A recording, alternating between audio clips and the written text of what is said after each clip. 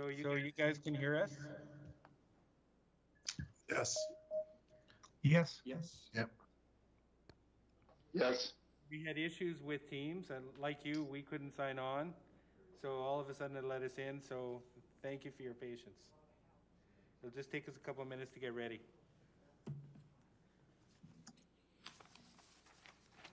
Here.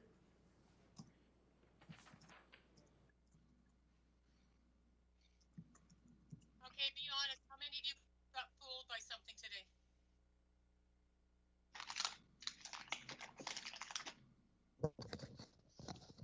How many of you fell for an April Fool's prank today? Me. But I'm gullible. You're gullible. I've literally been in meetings all day, so, and no one had any sense of humor. I think Councillor Mirashiro is still answering questions from LSCO members from 2 years ago. Yeah, that was a good one, eh? Weren't you in meetings with us and you're saying we had no sense of humor? Yeah, I was in that meeting. It was trying to be fun. Look who I was meeting with. Actually, I got a You're huge shout funny. out there, Nick. Exactly. We're talking about that exact one that happened 2 years ago in the Herald. I'll tell you what, that was the best in I don't know how many years. It was awesome. And everybody was on board too. It went really well. Thank you kindly. It put a lot of Mine effort into shafts. that one. Mine Chef's voice system. Yeah, how you Photoshop people in and stuff. And of course, I think, was it Ted? Ted was on the roof of the one looking where the corridor was. I thought it was perfect. Brilliant. Yeah. I took a lot of abuse at work for that one.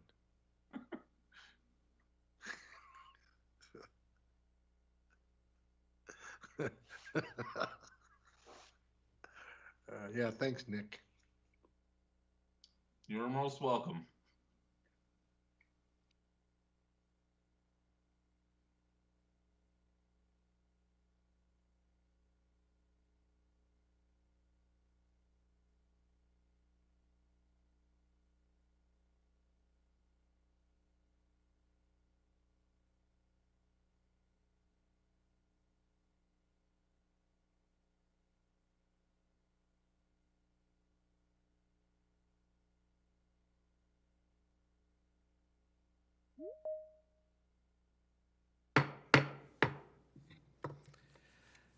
I call to order the public hearing for Bylaw 6265, Municipal Development Plan. I will first read the acknowledgement statement. The City of Lethbridge acknowledges that we are gathered on the lands of the Blackfoot people of the Canadian Plains and pays respect to the Blackfoot people past, present, and future, while recognizing and respecting their cultural heritage, beliefs, and relationship to the land. The City of Lethbridge is also the home to the Métis Nation of Alberta, Region 3. We'll now do a roll call, please.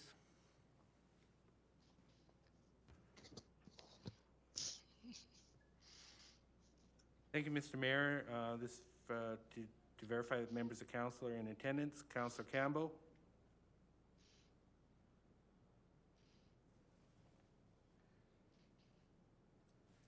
I'll keep on going, come back. Councillor Carlson. Here and texting Mark now.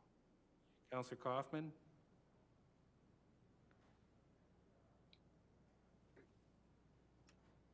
Come back to him. We had 365 Microsoft went down, so that's why we had trouble, so they may have been late in admitting. Councillor Croson. Here. Councillor Morrow. Yeah. Councillor Parker. Here. Councillor Higgin. Here. Councillor Mashiro. Yep. Mayor Spearman. Present. We'll go back to Councillor Campbell. Councillor Kaufman. So we'll just watch out for those two as we proceed. Okay. Thank you. The procedure for this Mayor hearing... Spearman, sorry, Mayor Spearman, just a question. If are we able to start if we're supposed to all have similar information? If we have two councillors that are not in the room, can I find out if that to be the case, or are we still okay to start and have more information than them? Right now, we're just reading the procedure, but we will check.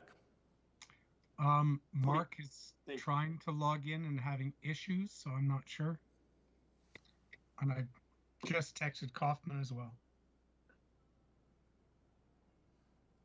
Is this recorded?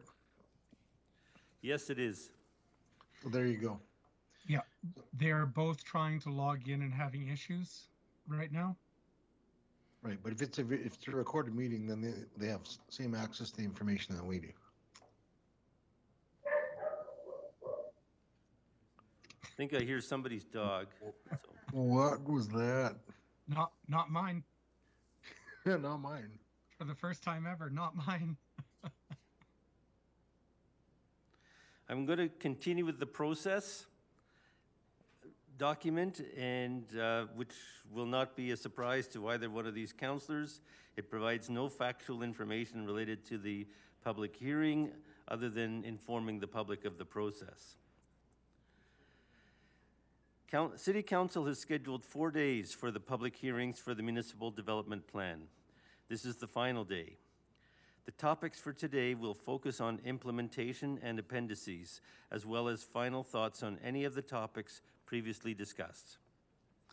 We will begin by calling upon a member of the Municipal Development Plan team to provide the background to the case. Anyone else who wishes to speak on this bylaw will then be called upon.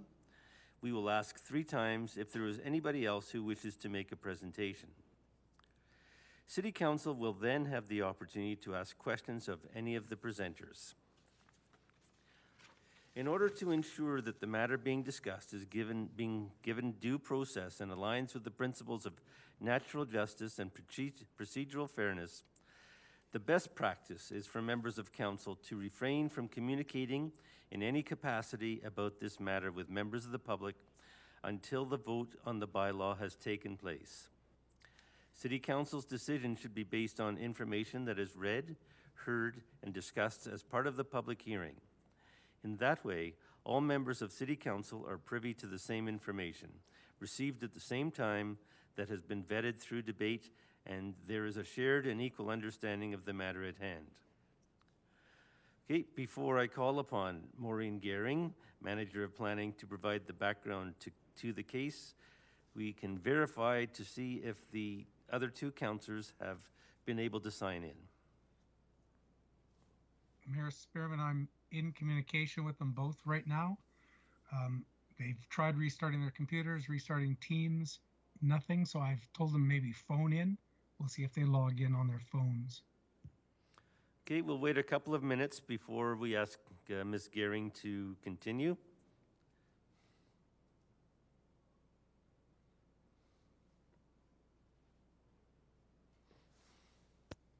We also have the live stream and YouTube channel broadcasting out if anyone needs to watch that to follow along to begin.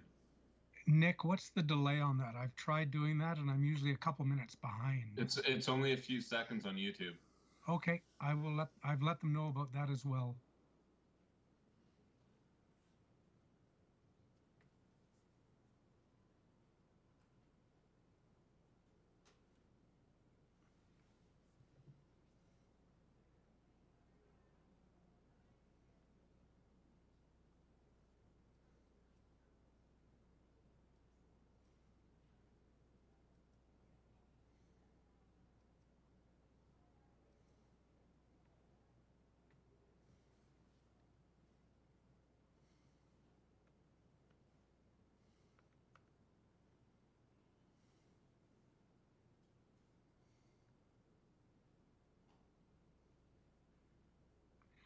Jeffrey is about to phone in. He can't get his system working.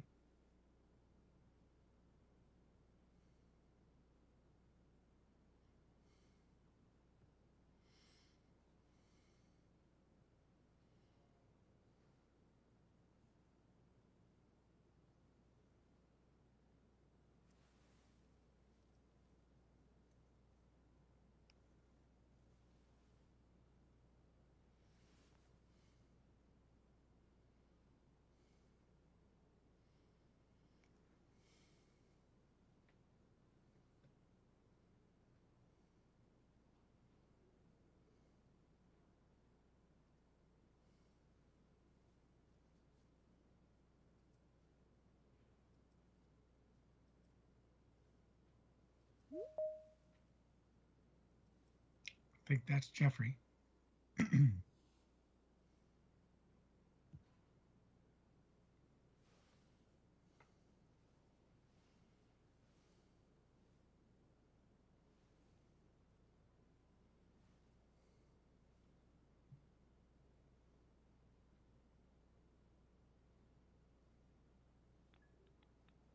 Can 9092 identify themselves? Councillor Kaufman? Yeah, That that's is me. Jeff. Oh, yep. Yeah. That's Councillor Kaufman. That is Councillor Kaufman, yes. Good. Councillor Campbell?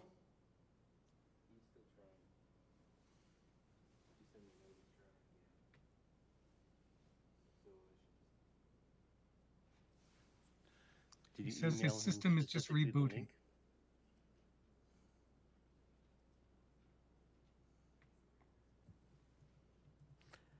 Mr. Sarsfield is going to email Councillor Campbell the link specifically. See if that works. Could you Excellent. include Thank me you. with that as well, please, Mr. Sarsfield?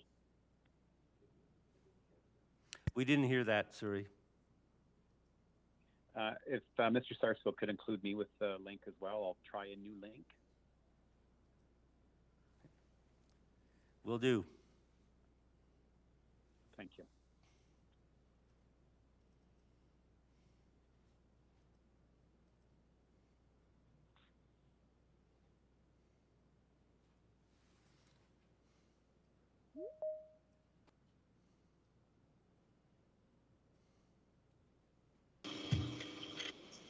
I think we have Councillor Campbell.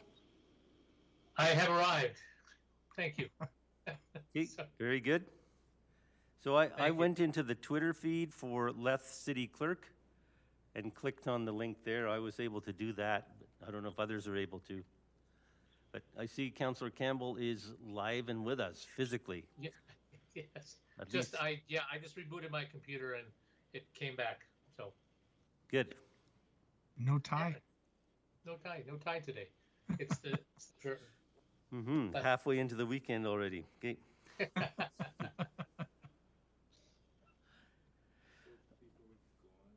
Okay, are we waiting for? Can we proceed? All councillors are connected in one form or another? Just verifying that Councillor Kaufman's still with us? Frustratingly so, yeah. He's waiting in the lobby to Okay. get let in too. Hang on, I just checked him off. He should be showing up in 4, 3, 2, 1. There he is. Okay, thank you.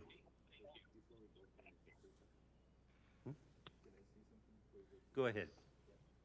Sorry, so our IT department just sent out a service alert, which told us, surprisingly enough, that Microsoft is currently experiencing an issue with Microsoft Teams. And so how this effect will be intermittent issues connecting to meetings and viewing their calendars within Teams. So I would just ask if any member of council does go off or is somehow disconnected, we'll watch for you and try and get you back on as soon as we can. Okay. Mayor Spearman, I've had two external parties that are wanting to participate on Teams actually contact me to say that they can't connect. So should I just suggest that they keep trying as well? Okay, if they can go, if they have access to Twitter, Okay. that seems to have the link. If you go to Leth City Clerk, Okay, thank you. Or you could forward the link I just sent you. Thank you. I'll probably do both. Thank you.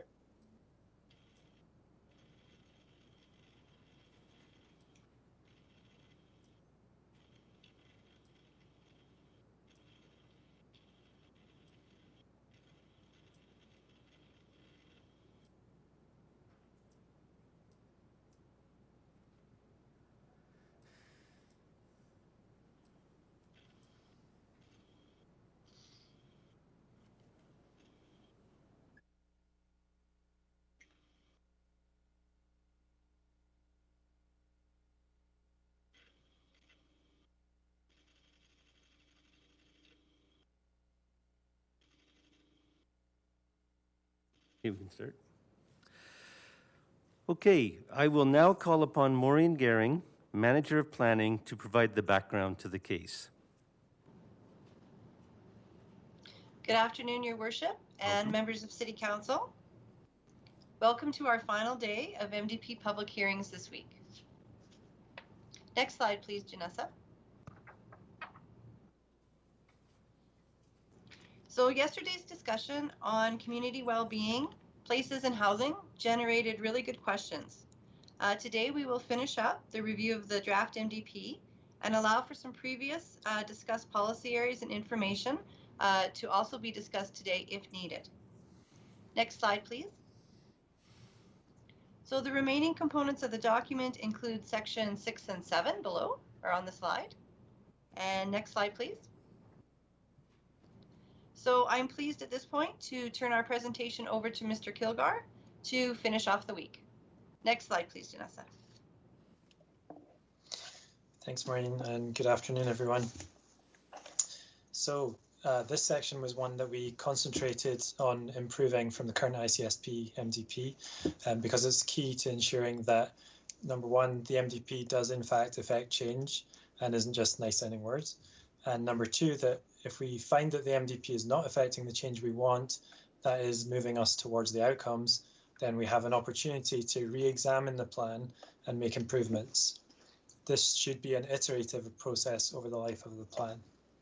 So there are three main components to this section, and I'll go through each of those in turn. Next slide, please. So the first of the three components is the outcome indicator tables, and there's just an excerpt shown here. These indicators will allow us to measure our progress toward the MDP outcomes, for example, an economically prosperous city. The indicators are arranged by each outcome and then further divided into leading and lagging indicators. So leading indicators are predictive and can be easier to influence, but they're sometimes harder to measure. Then lagging indicators measure goal accomplishment and can be easier to measure, but harder to influence. So in the example excerpt shown here, we want to measure our progress toward being an economically prosperous city. So our leading indicators, like employment rate, should give us a prediction of whether we're heading in the right direction.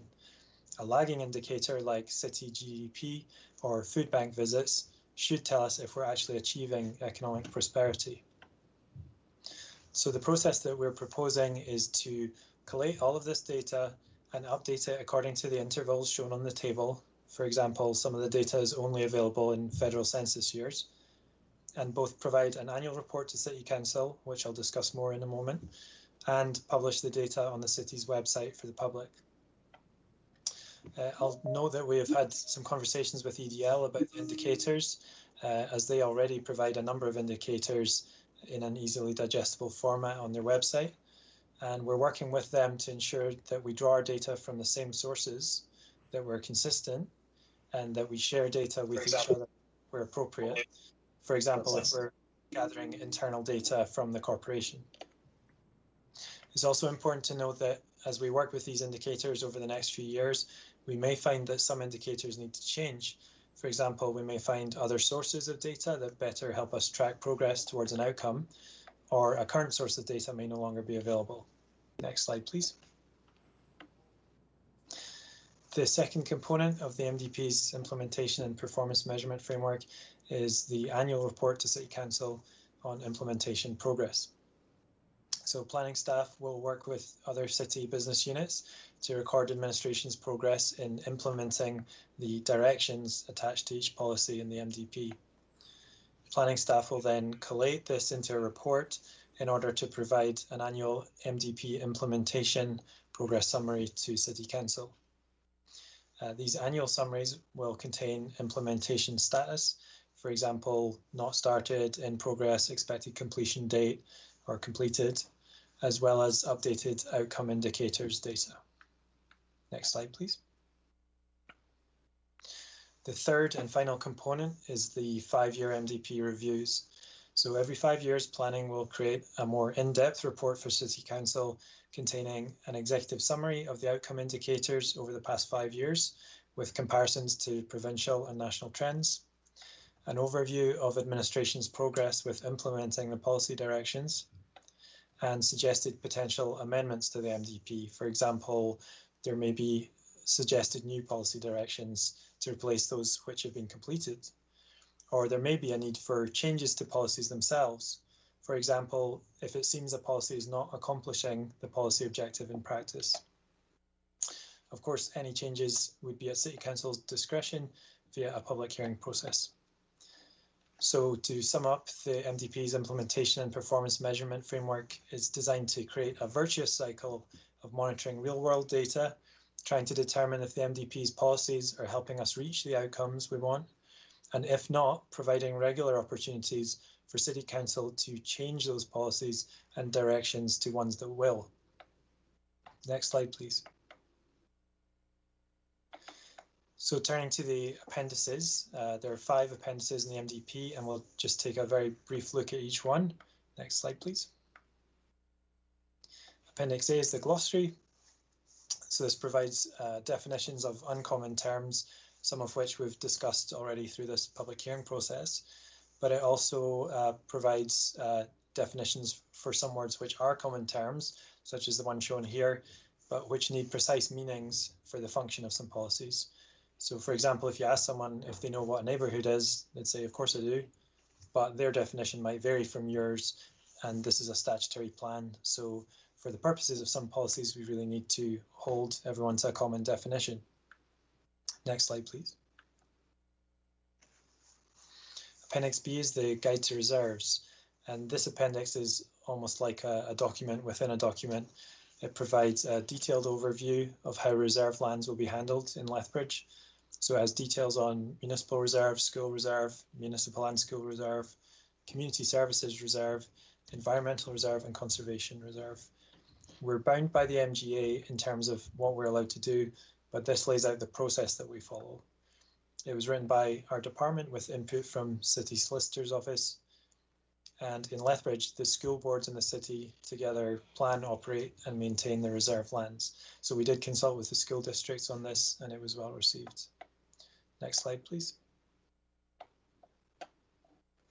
Appendix C is the review of the relationship between the policies and the outcomes.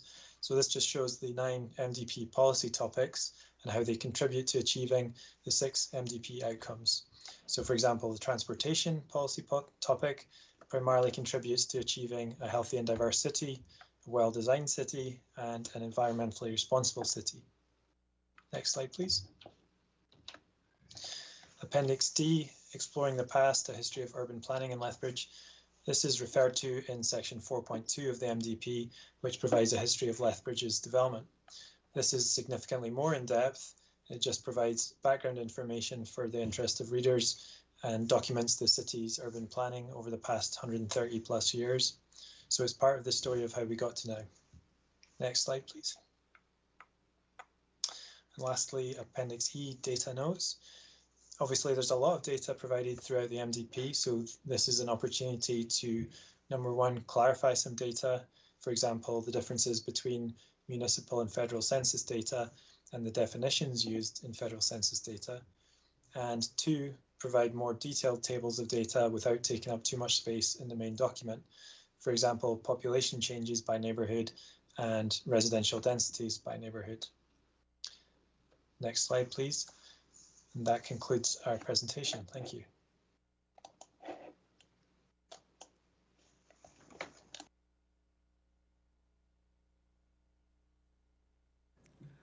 That concludes the whole presentation from administration.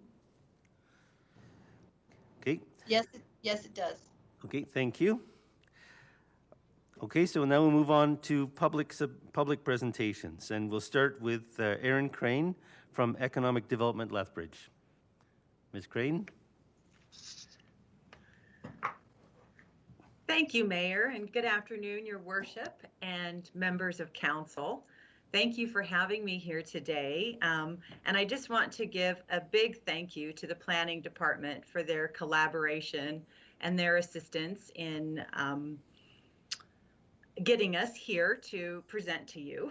It's really been a pleasure working with them on this. I do have 5 quick things to talk about with you today, keeping in mind that I think we're all ready for a nice long weekend. But the first is to personally invite you all to our Brighter Together VR forum that is coming up on Wednesday, the 7th. And with all new technologies, there are going to be challenges. So please do not hesitate to reach out if you need help with the software, if you want help creating your avatar, or you just want to understand the virtual reality concept a bit more. We are here to help you ourselves at EDL, the Lethbridge Chamber of Commerce, and we'd love to get you connected with some of the students over at Lethbridge College, because they have done a fantastic job with this, and it is new emerging technology that we are using. And that is really what's going to help put Lethbridge on the map. So I did include the Economic Indicators Year in Review, and Trevor will be reviewing that information at that event. But we also pair that information with the Brighter Together survey data. And Cindy Voss from the Lethbridge Chamber of Commerce will be talking about that, because we believe that the 2 pieces of information, the data that we get, paired with the perceptions of the businesses about what their challenges and opportunities are the best kind of information that we can get. One without the other, we believe, only gives you one side of the story. And then, of course, Minister Schweitzer will be joining us from the Alberta government, the Minister of Jobs, Economy and Innovation, because that's what we're talking about, is jobs, economy, and innovation. So we hope to see you there, and please don't hesitate to reach out if you need a little extra help in getting you connected. The next 3 points I want to make are directly out of the submission. First and foremost, just to let you know, like Ross mentioned, we do collect this information. A lot of it is available on our website, chooselethbridge.ca, and there is a special market data section. There is a lot of information that we do collect that we don't put out to the general public.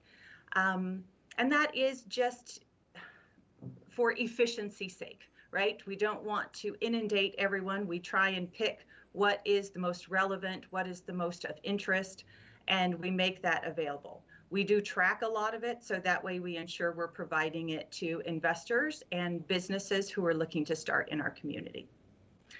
The next point that we wanted to make was that there are some indicators that we do not track, but that we would love to have access to.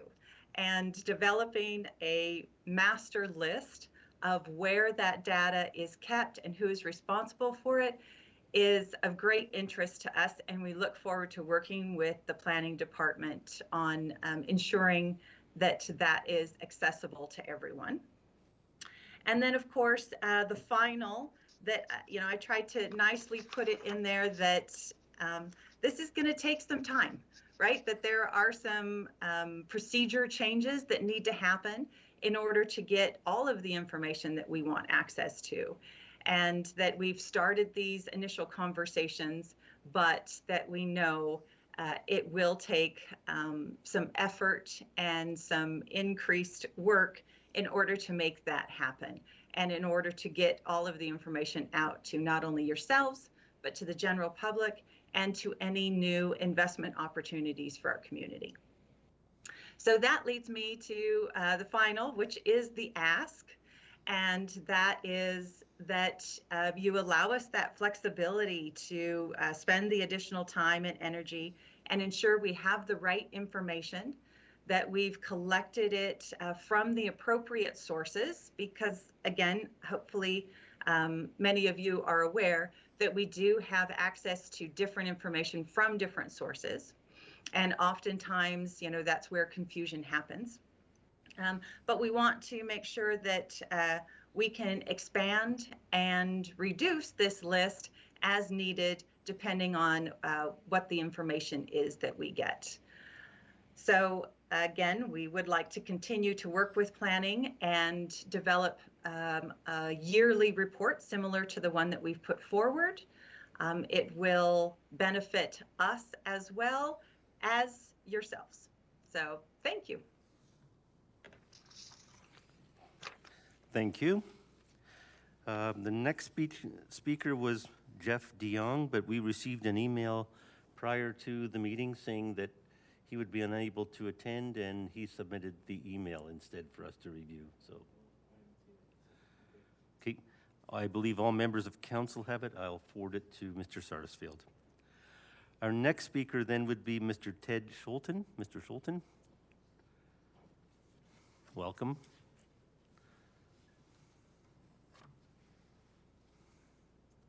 Worship, Mayor Spearman, honorable members of council, ladies and gentlemen. Thank you for the opportunity to speak today and present on the new MDP. Could you please speak directly into the mic so we can get a good recording with clarity? Thank you. Exactly. Is that better? Yes. Excellent. Okay, my name is Ted Schulten. I grew up on a small farm near Granham, Alberta. In 1985, I made the bold and scary move to attend post-secondary education in the big city. I've never left. A 30-plus year career in commercial property management and development has given me the privilege of meeting the most amazing people that Lethbridge is fortunate to count as their own. They run businesses, small and large, and have touched every one of us on some level or another, be it our first jobs, the frontline workers at the stores we frequent, or the offices that provide everything from license plates to insurance. Our city administration and council are an important point in Lethbridge's growth. We can't underestimate or thank you enough for the importance of the job you are doing today as you rewrite one of the most high-level planning documents that will guide the growth of Lethbridge. So I'm asking you to especially consider the importance of the housing policy as it impacts the equally important local economy policy. Economic Development Lethbridge has provided 6 pillars. The first is business retention and expansion. This pillar on page 88 includes help existing businesses to expand and grow, and help remove barriers. To achieve this, you must provide the stable environment where existing and new businesses can be confident their investments are valued, a vibrant city and a healthy city, surety that our zoning districts provide the complementary uses needed to allow one business to support the next. Examples of this: mobility device stores or hearing aid practitioners locating near residential areas occupied by an aging population. Pharmacies near doctors' offices so patients can fill prescriptions. Hotels near restaurants, trade centers, hospitals, and tourist attractions. Policy 60, I believe, is short-sighted. It does not consider post-COVID viability or the purpose of the zoning districts where they are located. Under the hotels and conferences topic on page 70, it states, an increase in demand for hotel space, such as if a major catalyst like a large-scale convention trade center may change demand for hotel stock. The agri-food hub and trade center at Exhibition Park is precisely this catalyst, as is the expansion to our airport. For a city to attract stores that citizens are requesting, we must be able to check their boxes. Zoning that supports their demographics and provides co-uses that enhance the district. IKEA is not likely to come to Lethbridge anytime soon. They typically want 1 million people within 1 hour drive. We're going to get there someday. Lethbridge has wanted a major grocer in downtown Lethbridge for years, but the population count is unlikely to support the 20-some million a year in sales to make that happen. All of these uses require disposable income to promote economic development Lethbridge, business retention, and attraction pillar. To be healthy and vibrant, both socially and economically, we need to balance social needs for housing with economic needs for business. The housing continuum ranges from homelessness and includes shelters, transitional, supportive, affordable housing, all the way to market rental and market private family dwellings. The municipal housing strategy had very little involvement from on-the-ground businesses, where a discussion of appropriate locations could be had, and a distinction made between shelters and supportive housing types, where supports are for substance abuse from other less impactful housing types. This subgroup of housing needs to be removed from Policy 59 and not grouped in the MDP with the policy intent ensure, forcing them to be spread into all land use districts. Yesterday, Mr. Miyashiro asked Ms. Gehring about the worry that if citizens don't like this plan, every other plan will change. Ms. Gehring responded that we won't go back into approved area structure plans or area redevelopment plans or make changes at this point. Policy 98 specifically lists that first priority for new area redevelopment plans are the central neighborhoods, including Fleetwood, Senator Buchanan, Victoria Park, Warehouse District or the Upper East Side, all as shown on map 9 on page 145. Her response indicates that these areas will have these land use changes imposed on them. Clarification to exclude these area redevelopment plans should also be made. The elephant in the room is that shelters and supportive housing with supports for substance abuse impact neighborhoods and their ability to attract customers and businesses due to a criminal element that hovers nearby. Temptations relating to substance abuse, where you are a vulnerable person today, and relapse and recidivism turn you to criminal behavior, where you may have stolen goods to support an addiction or displaying threatening behavior due to intoxication. Businesses that deal with this criminal activity are likely very accepting of diversity, but intolerant of crime, public intoxication, panhandling, and offensive behaviors directed to staff and customers. Our new municipal development plan is not addressing this issue, and avoiding it will not make it go away. This is a burden too large to place on our small businesses. They do not have the resources to deal with this. Staff and customers do not have de-escalation training. They do not have the skills or psychological training to assess whether the behavior is non-threatening or can result in serious injury or threat of injury, such as recently occurred at a doctor's office in Red Deer, or the sexual assault to a young person walking to work in Lethbridge. Policy 59 must be revised so less impactful non-market housing is not combined with the more impactful uses of shelters and non-market supportive housing with supports for substance abuse. These should be separated from the policy intent of ensure, which should only be used for the less impactful housing continuum. Because we're Lethbridge, I'll close with an agricultural analogy. A few weeds can be managed. If left unattended, they will kill the crop. To be clear, the weeds are the criminal element responsible for our drug crises and those preying on our vulnerable. The crop is the health and vibrancy of our city. Thank you for your continued work to make this a great city. Thank you. Thank you, Mr. Schulten.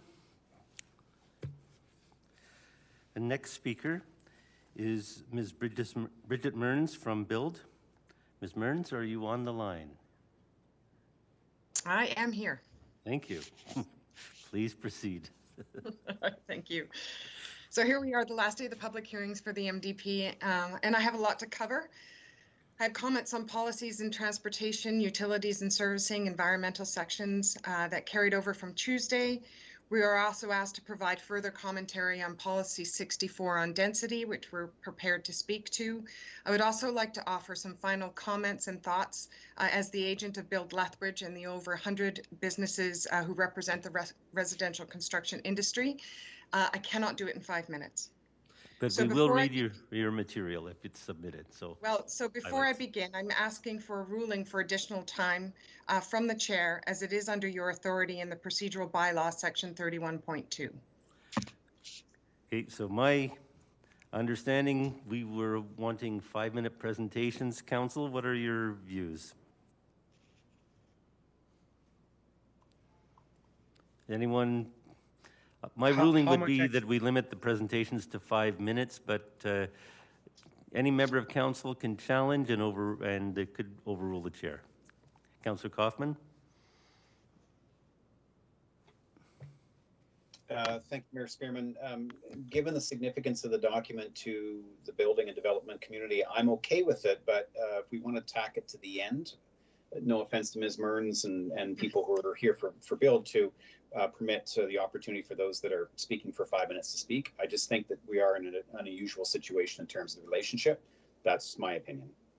Okay, the next two speakers, I believe, are members of Build, or the remaining speakers are, unless there's some that are not on the list. We have Mr. Hoy and Mr. Perry Neufeld are the next, also members of Build, and Ms. Mearns. So that's the challenge I have. Do you want to allow Mr. Hoy and Mr. Neufeld to present, and then Ms. Mearns? But Ms. Mearns, what is the estimated length of your presentation? My guess is that the stuff that we're covering from the previous meeting is, I can go as fast as I can. I certainly will promise you that. Maybe 10 to 15 minutes. Okay. Mr. Hoy is going to bring you perspective on some of the policies as a business owner and how they specifically have affected it. So I don't know if there's benefit for me going in advance. Okay. I would assume that their presentations are 5 minutes each. So if you, we will allow them to proceed and allow you to conclude. And we may give you some latitude on your presentation that way. So I'm going to move to Mr. Hoy. And Mr. Hoy, are you there?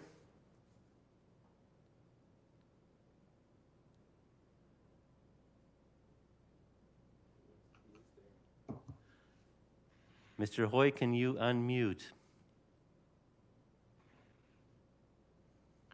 I didn't see him there. Mr. Satterfield sees him, we just don't hear him.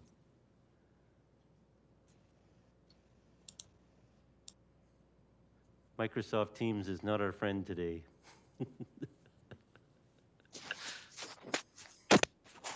Is Mr. Neufeld there? Mr. Neufeld?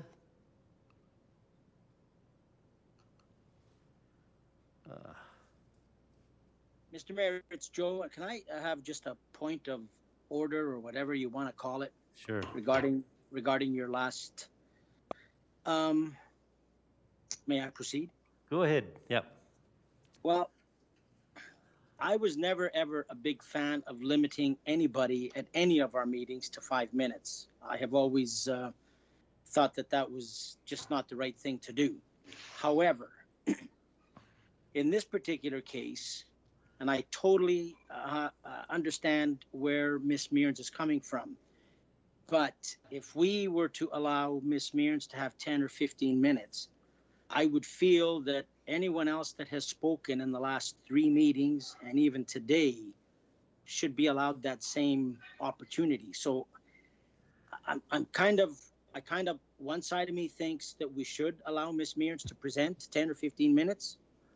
But if we're going to do that, then I think we should extend the public hearing and allow anybody else that has spoken already and wants to come back, then we should allow that to happen as well. Just to be fair and allow everybody the opportunity to speak as long as they want to get their point across. Thank you. We may end up voting on this if there's a split decision. Mr. Hoy or Mr. Neufeld, are either of you there? Yes, Mr. Mayor, I'm here. It's Perry Neufeld. Okay, Mr. Neufeld, would you please proceed with your presentation? I was wondering if I could just ask a question, Your Worship. Go ahead. Because Bridget's presentation perhaps leads us into to our presentations. I'm just wondering if all 3 of us could just go at the end in that specific order. You're the only speakers left.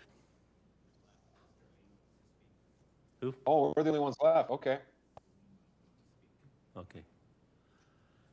Okay, there might be one person from the audience, but other than that, okay, I'm going to have Darlene. She can speak? Okay, all right. We do have a member of the audience that wishes to speak. Darlene, would you like to come and speak? Just introduce yourself formally.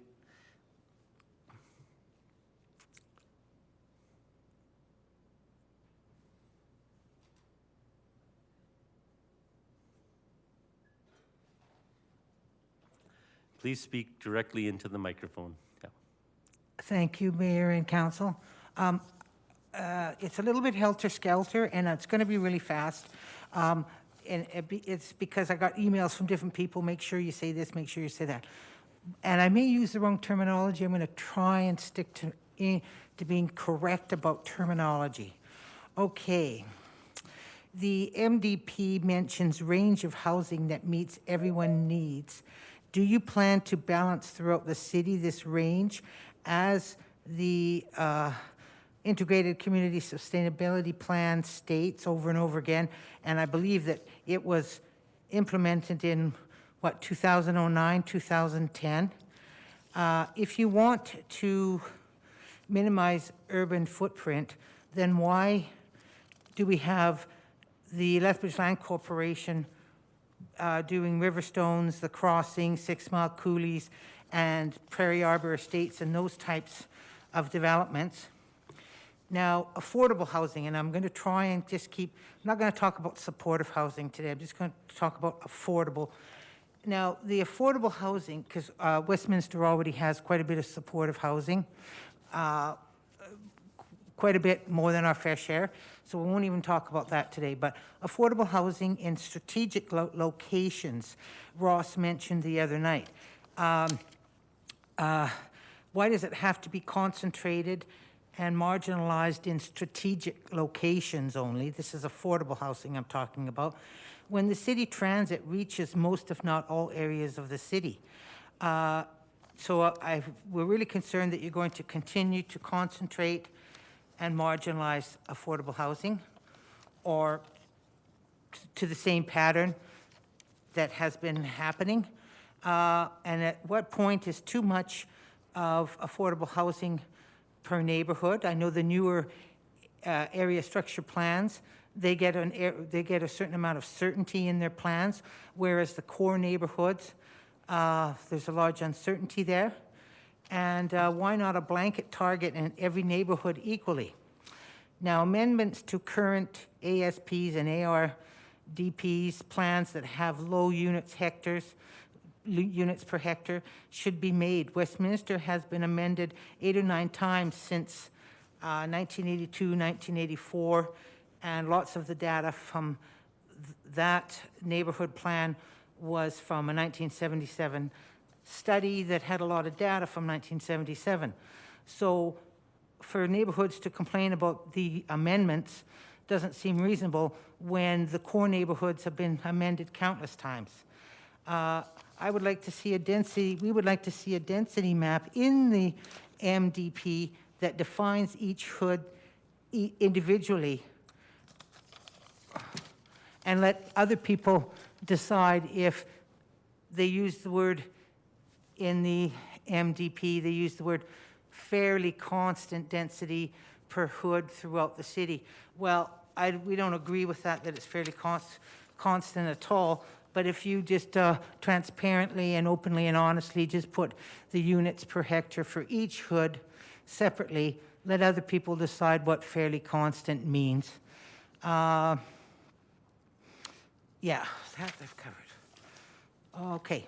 Yeah, Maureen Gearing said that they won't go back to approved area structure plans and area redevelopment plans and make changes at this point. So when does the city plan on going back to the approved ASPs and ARPs to make the changes to see that they contribute to the balanced development, et cetera, that the city claims in the MDP that they want to promote, particularly the 4.5, 10, 15 and 20 unit hectare neighborhoods, instead of dumping more in the same hoods that are well over, or at least in reality, 27.4 units and more. Ross said strategic location for affordable housing, and he said not throughout the city. It sounds like the same neighborhoods will be expected to take on more concentration and segregation. And why should hoods that are far more than 4.5, 10, 15, or 20 units per hectare care about a population decrease from their peak? Back in the peak days, there was lots of 1,000 square foot homes in Westminster that were housing 6 kids. People don't live like that anymore. So it was less than ideal at the peak. So why should we go back to what was less than ideal anyway? And much of the infrastructure in Westminster is ancient. There's lots of iron sewer pipes still, and there's still lead water pipes.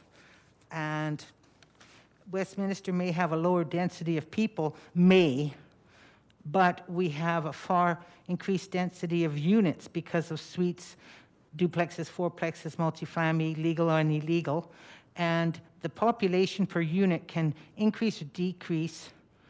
It can vary quite a bit, but Riverstone has a certainty through caveats, and neighborhoods like Riverstone, they get the certainty of their population density. We do not have that. I see sometimes too where Ross mentioned the other day that London Road has a 34.2 units per hectare. I've seen it on maps around 30, and back in council chambers in 2019, a councillor asked a community planner what was the units per hectare for London Road at that time, and it was 30-something, they said at the time, 30.4 or something like that. So these numbers tend to vary, and I'm not sure what I'm doing for time. You're pretty much out of time. Can you summarize now?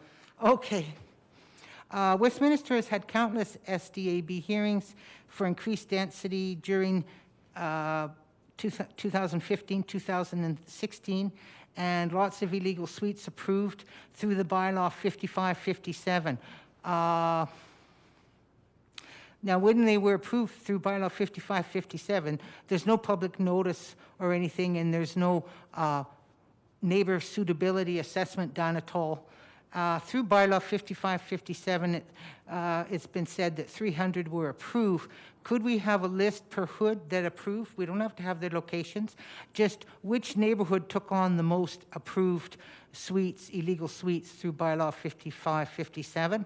And will those approved suites be put on a land use map as suited, or will they be put, or 2 units? Now that bylaw 5557 is deleted, how are illegals going to be treated going forward? In a lot of neighborhoods, some neighborhoods, they'll just put caveats on the property. Westminster, they do nothing. The 60-meter notification is sometimes extended and is apparently at the discretion of the development officer. I have seen 100 meters, 270 meters, and 400 meters for some very exclusive hoods. Could a city ombudsman or a second opinion be appointed to police more equitable coverage of the number of 60 meters that are covered? Because there's a number of 60-meter maps that are covered by roads and schoolyards, etc. And it doesn't mean that in a place like Fairmont, you're going to well, in some neighborhoods, you're going to reach more actual resident landowners, but in places like Westminster that has a high volume of non-resident landlords, 60-meter map that 2/3 of it or half of it covers a road is not very fair. Thank you. Thank you very much. Okay. Mr. Hoy, are you there?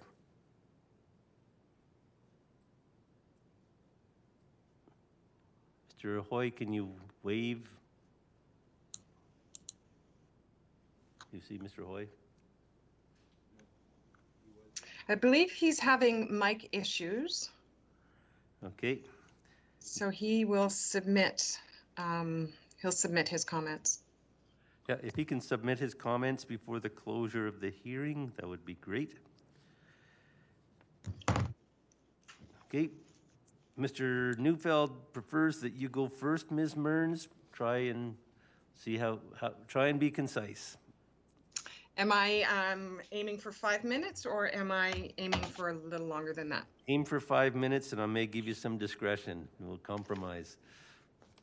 Try not to make it 15. Give me a second to think about this, because I'm not sure. There's a number of policies here we've been asked to present on, a couple that you should be aware of. And it is in writing? Yeah, it is in writing. Okay. Yeah, you do. I think if we can go to policy 127. Okay. And sorry for the person working with the slides there. This would be the transportation presentation. Okay. Janessa?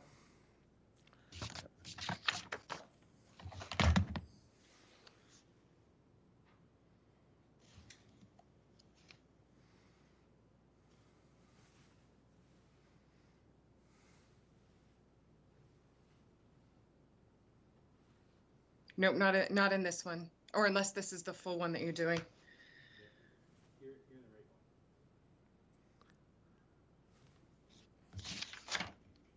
Maybe while she's finding that.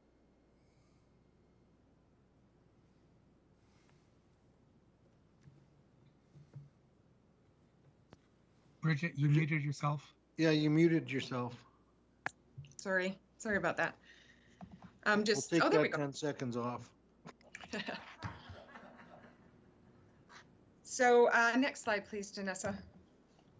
So this is for you, Jeff Carlson. This is what we were talking about land efficiency and the grid and the impact it has on designing neighborhoods. So what we have done in some of our evaluation, and if I'll take you back to my first presentation when we talked about land use efficiency, and one of the things that affects the increasing use of urban infrastructure, one of them is the grid structure. So this policy here is making it requiring that all area structure plans and outline plans have a grid or modified grid street layout. But what I would like to present to you, and if you could go to the next slide, please, is that it actually is less efficient use of land. If we compare areas where the grid and modified grid have been used, you can see that in Black Wolf, Discovery, and Watermark, versus the covilinear communities, which is Southgate. You can see that there is a percentage different of land that's used, and the increase of roads that is produced through the grid and modified grid. So obviously with an increase of roads, there's going to be an increase in the cost to build out these communities. There's also an increase to ongoing maintenance to the city. What we're wanting to provide information on is that what this policy does is it eliminates design choices. So when a developer has bought a piece of land, they like to work with the natural features of the land. What this does is completely eliminate that as an option, unless they can make the case that there's reasons that it can't be. And it really does seem backwards, unnecessary. If you wouldn't mind going to the next slide, Janessa. You can see here some of this. So it really is what we're finding. It's just unnecessarily prohibitive. It's inflexible for design. So either removing this policy or even changing it from ensure to promote just gives that flexibility back so that designs can move forward in the way that's the best use of this land versus a prescribed road structure. So hopefully that makes sense. We have both Perry and Brad here to talk about that if you have any questions.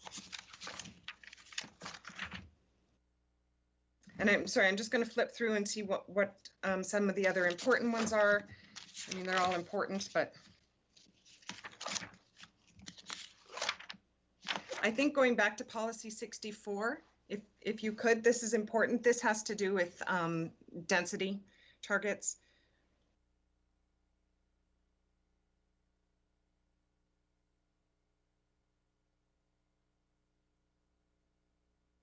So one of the things that we were asked to do yesterday when we came forward was to provide alternative wording. But we met and we talked about it, and there's just been no consultation on that 27.5. It's just, we know that it's based on some other conversations around land use, but there really has been no back and forth, no real discussion. It seems to be, it's a digit in time. But really the issue here is not allowing outline plans that may go below that. This can be a real problem when we're trying to build out communities, and if the market shifts and that density drops a little bit below that, there's no conversation. These things can't be even looked at. So we find this policy to be quite prohibitive and could potentially have negative impacts to filling out a neighborhood. And I know that Lonnie was going to speak about this as a multifamily developer in our city, and how he has come across instances where this density target has created a problem and land has sat vacant until it could be changed at a different density level. So this is a problematic policy. We appreciate density targets. We don't even we're not even concerned that the 27.5 isn't doable. It's just the issue of completely removing flexibility and not having had the opportunity to discuss this. So because I only have a few minutes left, what I'm going to do, you have the information. You can ask questions, I guess, if you can read it in a few minutes. Both Brad and myself are here. I don't know if Lonnie's going to be able to fix his sound problems, but I do want to read a few comments from our association, just based on what we've experienced during this process on vetting this MDP.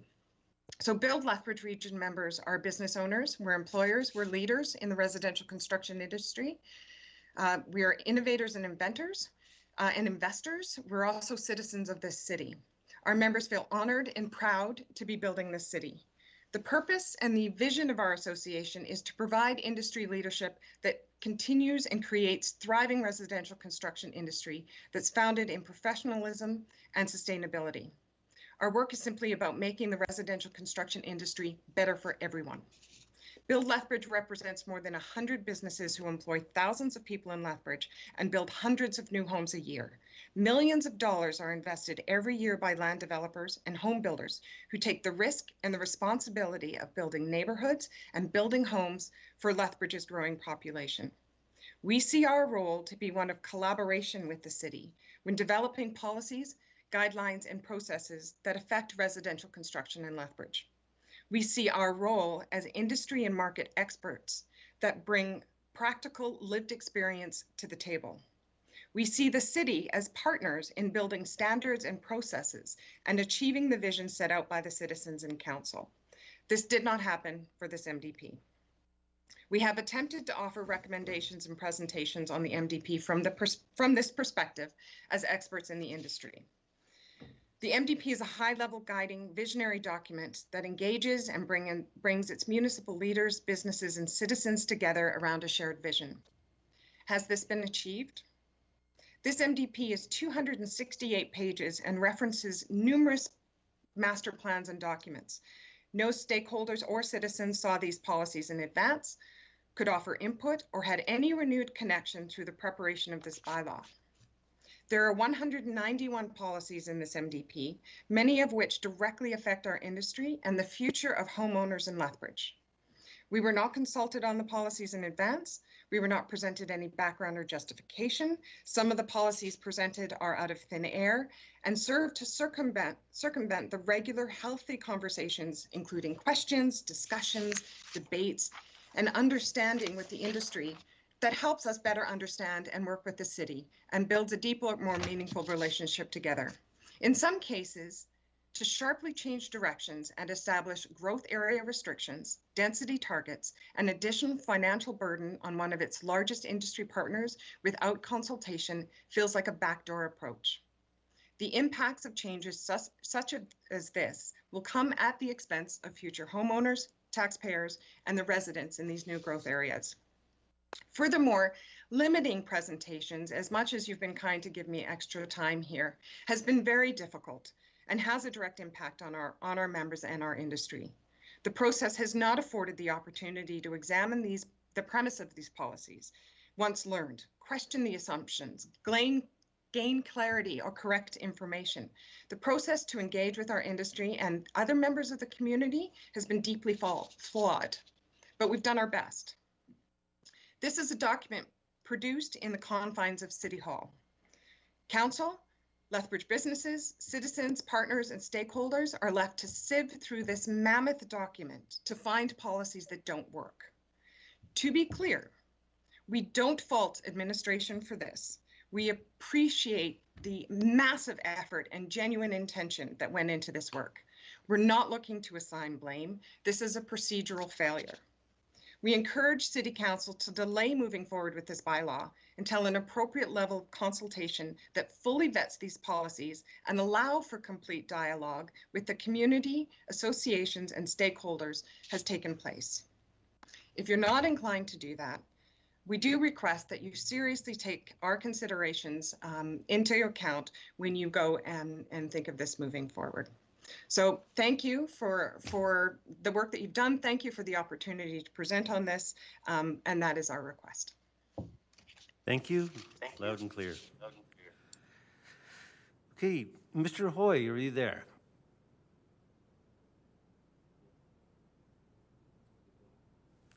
Okay, Mr. Neufeld, are you there?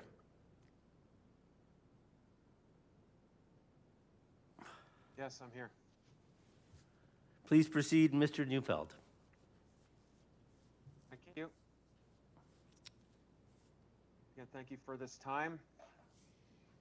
And thank you for allowing us input. I'm just going to make a few concluding comments here. Bridget has done a very good job in communicating our concerns and trying to explain our comments to you. Schmidtke is also here. He's a member of BUILD, and we will be available after we're finished here if anybody has any questions or seeks understanding. So my concluding thoughts are with respect to Policy 15, Policy 64, and Policy 127. So for Policy 15, that it appears that it's a growth restrictive policy, and we would again request this policy be removed from the document. We believe in a principled approach to growth. However, the creation of prescribed growth restrictions that are being imposed in each sector of the city is not a good idea when trying to help promote, attract, and facilitate investment and growth in your community. Trying to artificially control growth and natural forces of the marketplace and real estate as they relate to such factors as supply and demand, consumer preferences and choice, and competition.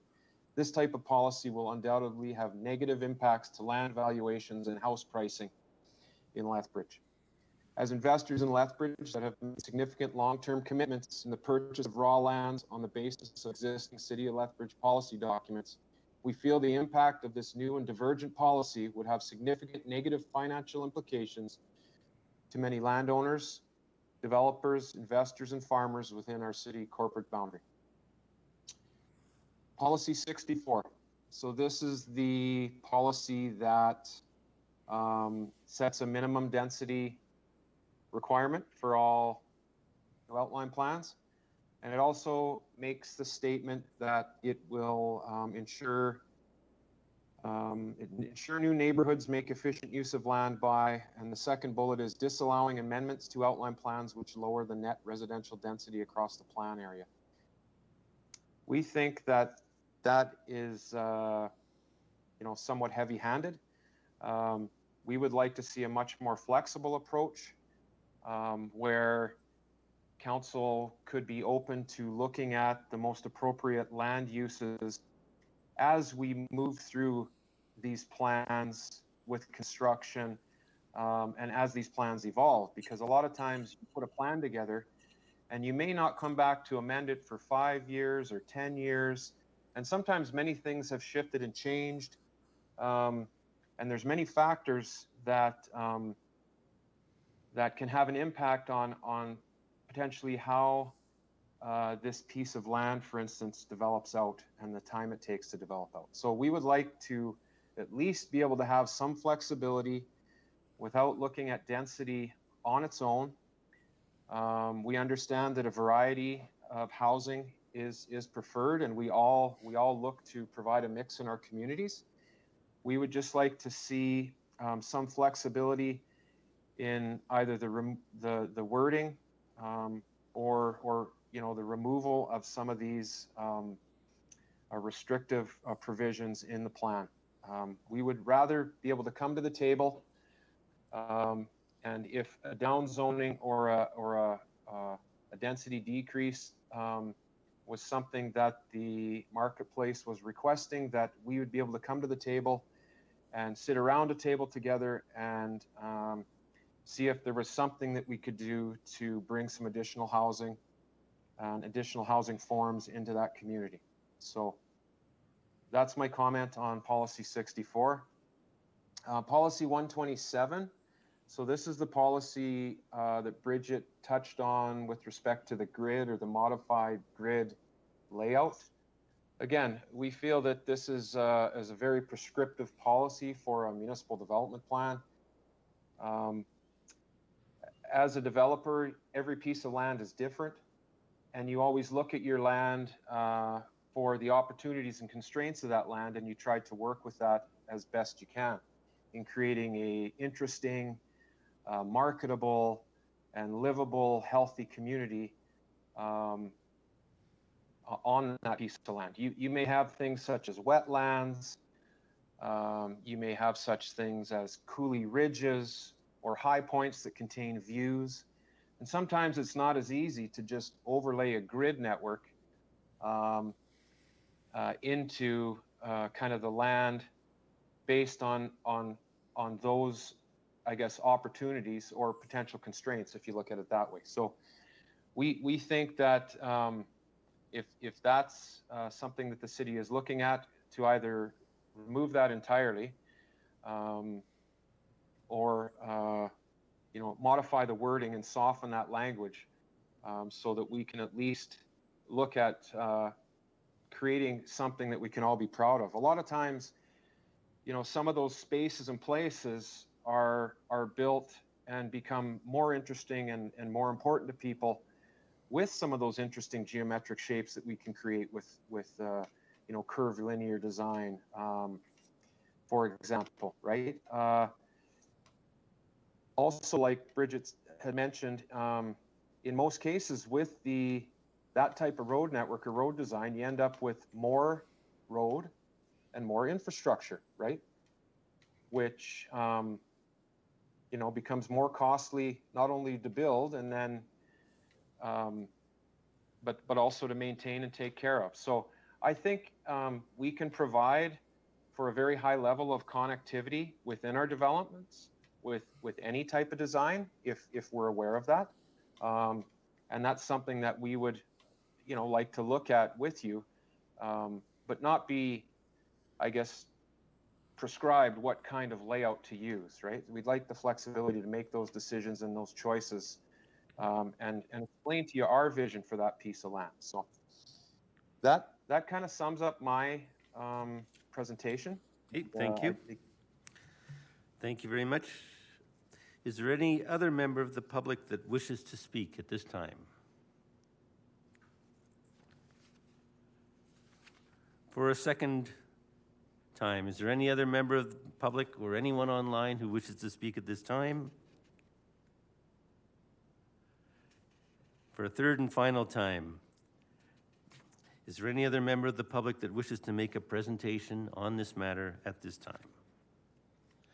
We will accept Mr. Hoy's written presentation because he was here, and we'll assume there's technical difficulties. So with that, we'll move on to questions from council. I'll start with Councillor Carlson.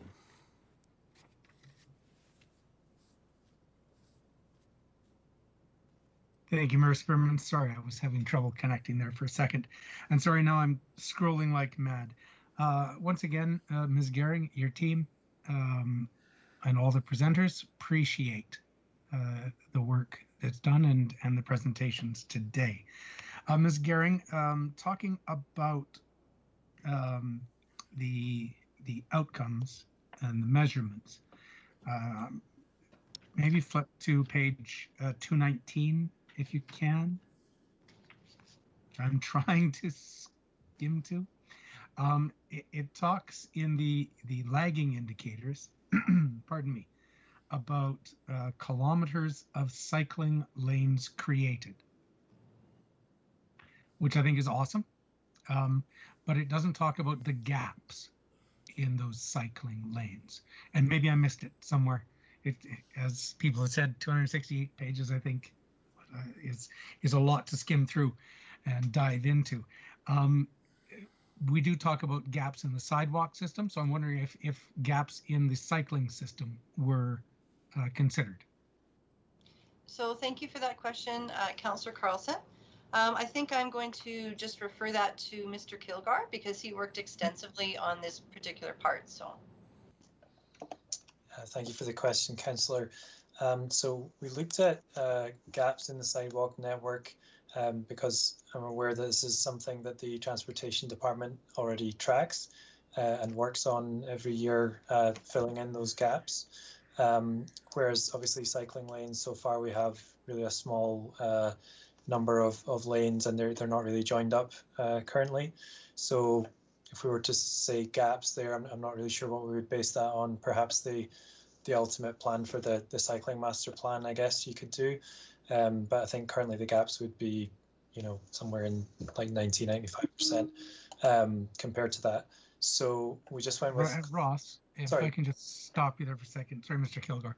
I guess it's not just dedicated cycling lanes. I'm talking multimodal pathways, those types of systems. And it's only because I have friends and family who cycle from the deep south to Sharing, and that's a difficult trek unless you want to hit the highway. So it's things like that I'm wondering if those gaps could be looked at, if that's possible. Certainly, we could talk to transportation and see if there's something that they're tracking that we could use and add that into that table. Okay, thank you for that. Back to you, Ms. Gehring. In all of these indicators, I'm wondering if there was any thought in tying the indicators to the policies, because right now they just sort of live out there on their own. And so they're all indicators, but of what? And so I'm wondering if, sorry, I'll let you jump in. That's okay. So Councillor Carlson, you had raised a similar question earlier about an index in terms of being able to link things back and forth. Is that sort of what you were thinking with this as well? That each indicator would then either relate to an outcome or a policy area? Like we could show some sort of a chart or something where you would see that? I think that would be incredibly helpful. I don't know how intensive that would be, but it's just like when I look at the indicators, I'm like, well, that's great information. What does it indicate? Which policy is it indicating success for or failure for? That would be very helpful to me to be able to go connect. Yeah, and I'm just speaking a little bit with staff here as well, and I think that's why we decided to link them to the outcomes rather than a specific policy. Would you be okay if we linked them to outcomes in terms of the indicators? As long as there is some sort of linkage. Okay. It just having indicators, like in my car, the indicator actually tells me what it's indicating. That's correct. Okay. Yeah, we can certainly explore that along with the index idea. Excellent. If you give us an OBR on that, that would be helpful. Oh, criminy, now you're making me work. Excellent. Let me make my note of things to do again. Thank you. Thank you. Mayor Spearman, I've got a bunch more questions, but I'll hop out because I see my colleagues. Quite a few in the queue. Yeah. Deputy Mayor Miyashiro. Thank you very much, Mayor Spearman. Question of Ms. Gehring. So Bill seems to have a lot of consternation about policy 127. And there's some exceptions in that policy, is there not, regarding geography and topography, whether or not a grid can fit properly. And there's a couple of checks and balances, it seems, in terms of the ASP and the outline plan. Can you just comment on that? I certainly can, Councillor Miyashiro. So I'm not sure if it is a bit of a misunderstanding, but Council will know that based on the MDP maps, the Royal View Area Structure Plan plans the entire city limit to the north. So that is approved. It is based on modified grid. That area structure plan is already in place. And that takes us to the city's northern limit. In terms of the southeast area structure plan, that area structure plan is already approved and it is a modified grid plan. So that takes us the entire southeasterly boundary of the city. So in terms of land for the next 30 years, we are already developing on a modified grid system in the north and in the south. Right. So that's already in place. So in terms of the west side is a little bit different because we do see some geography. So in terms of some hummocky terrain and the stormwater drainage is a little bit different. The north and the southeast tend to be more flat, and the west side, it does tend to have some hills in it. And so we do have that language in there that the modified grid street layout, which is not a traditional grid like we have in the older areas of the north side and south side. So there is still cul-de-sacs and room for some curvy roads. If you're trying to accommodate stormwater drainage, or you're trying to minimize grading, those are sorts of things where we can look at modifying the road system in order to accomplish that. So we realize there are costs to grading. There's environmental costs to that. We'd prefer that the natural grading be used to assist with stormwater and more natural treatment of stormwater, right? So we believe we have addressed that concern in A. And in our opinion, it's really looking at the remaining lands on the west side. There's not that much land left actually on the west side in terms of area structure plans. We've got the West Lethbridge Employment Center in place, which is also based on a modified grid. Right. We've got West Lethbridge Phase 2 already in place, and Watermark. So there's a small percentage of land still left on the west side that would be actually subject to this policy. And we believe we have allowed for those considerations with changing of the road network for stormwater drainage or grading purposes. Okay, thank you very much. Earlier, Ms. Mearns talked about council being partners and the city being partners with the building industry.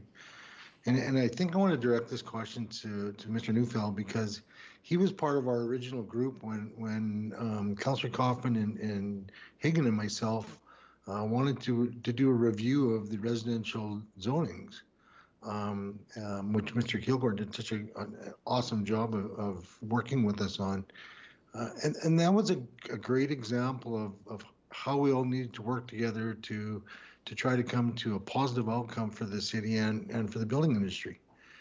One of the things that came out of that was a new zoning, which is kind of ironic since we're trying to get rid of zonings. However, the building industry came up with a new innovative zoning that the building industry itself thought was a great idea. But Mr. Neufeld, has anyone actually implemented RLF yet?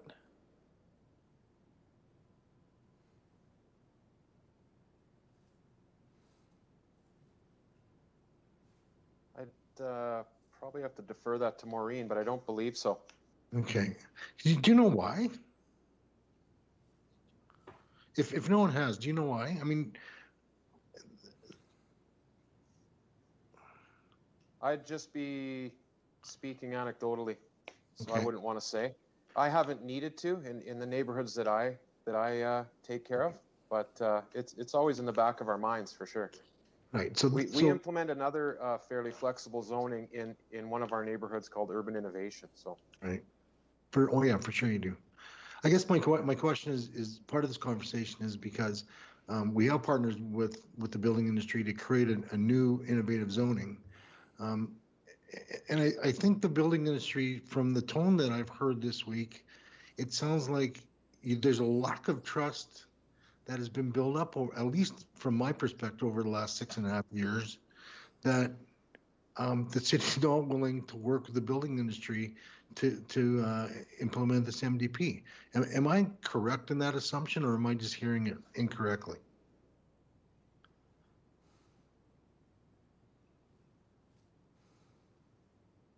Well, I would say that you're probably hearing it correctly, because this is a good example of where we feel like we weren't consulted and part of the process, right? Okay. So you're not missing it. Okay, thank you. I think I'll step out for now. No, thank you. Councillor Morrow? Thank you, Mr. Mayor. I think I saw Mr. City Manager Craig Dalton is in on this. Is that right? I believe he's watching it. Yes, Councillor Morrow. Okay, City Manager, I wanted to make sure that you were paying attention, not that you don't ever pay attention, but I'm directing this to you because I've sat back over these last 4 evenings and I've listened to what's going on, and I've made some observations, and I guess I want to share them with you, and then have a question with you. First of all, I don't understand how we have come to the conclusion that we are having a public hearing 4 days where we can't talk to anybody, and there's presenters that want to contribute, and rightfully so, and have a lot of good things to add to this document which is a very important document for the community. And we've chosen to go this route. Now, I feel sorry, and I need to. I agree with what Bridget Mearn said in her very closing, that this, in my mind, was a procedural failure, and I feel sorry for your staff, because I think they may be getting the brunt of this. And also, it appears that maybe we're not listening to the presenters, and I sure don't like the 5-minute limit. But if I recall correctly, and this is where I need to help me, is this something that council wanted to do and asked administration to do, that is this process I'm talking about, that is different than what we've done in the past?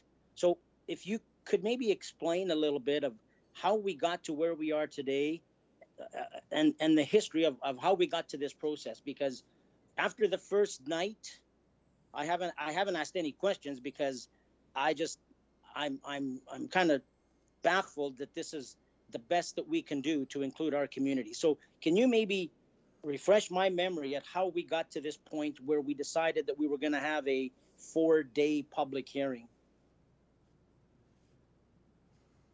Thanks, Councillor Morrow, and I'll share my understanding, not having been here for the entirety of this MDP journey, and perhaps some of your colleagues on council could help clarify that as well. I think the understanding that I have is that based on the previous MDP, there was concern about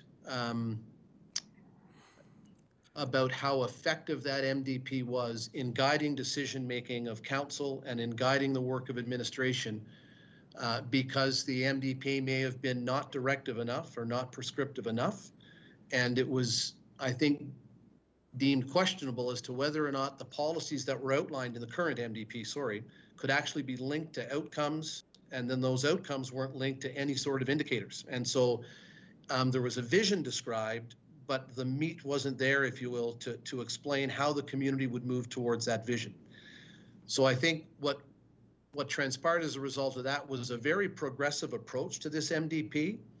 And I've heard a couple of times, the length of the document being referred to as X number of pages. And I think that reflects what was, quite frankly, I think, an effort that should be acknowledged on the part of Ms. Gehring and her team in putting together what I think is a very good response to that challenge, to produce an MDP that is of more value to the community, of more value to council as decision makers, and one that, as Mr. Kilgore mentioned earlier tonight, one that will be reviewed regularly as we move forward as to its effectiveness, and reported to, and as a result of that, reporting to council. And I think as part of the process moving forward, it's important to engage with the community and with stakeholders as that conversation around, is this the right approach? Is this new MDP, when it gets to the point of being approved by council, the effective document we hoped it would be. So I think there's a continuous improvement effort that's associated with this version of the MDP, which I think is also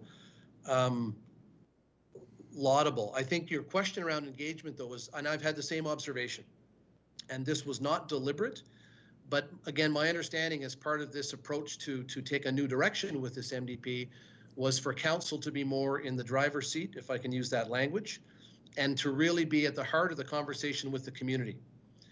And as a result of that, administration was conscious of not developing policies and taking them to the community before they'd come to council, because our interpretation of what was sought by council was really for council to be in that, again, in that driver's seat and have those conversations with community partners. I think as we've watched things unfold this week, we can all probably realize that that probably didn't go as well as we would have liked. That would be my impression. And we've heard from some who appreciated the consultation and it worked, but we've also heard from others who were concerned over the impact of this more prescriptive approach or more detailed approach, where policies may more directly influence them, and they were concerned about how it might influence them. Build's a great example, where they clearly don't feel they were consulted And I get that. I think we have to acknowledge and accept that.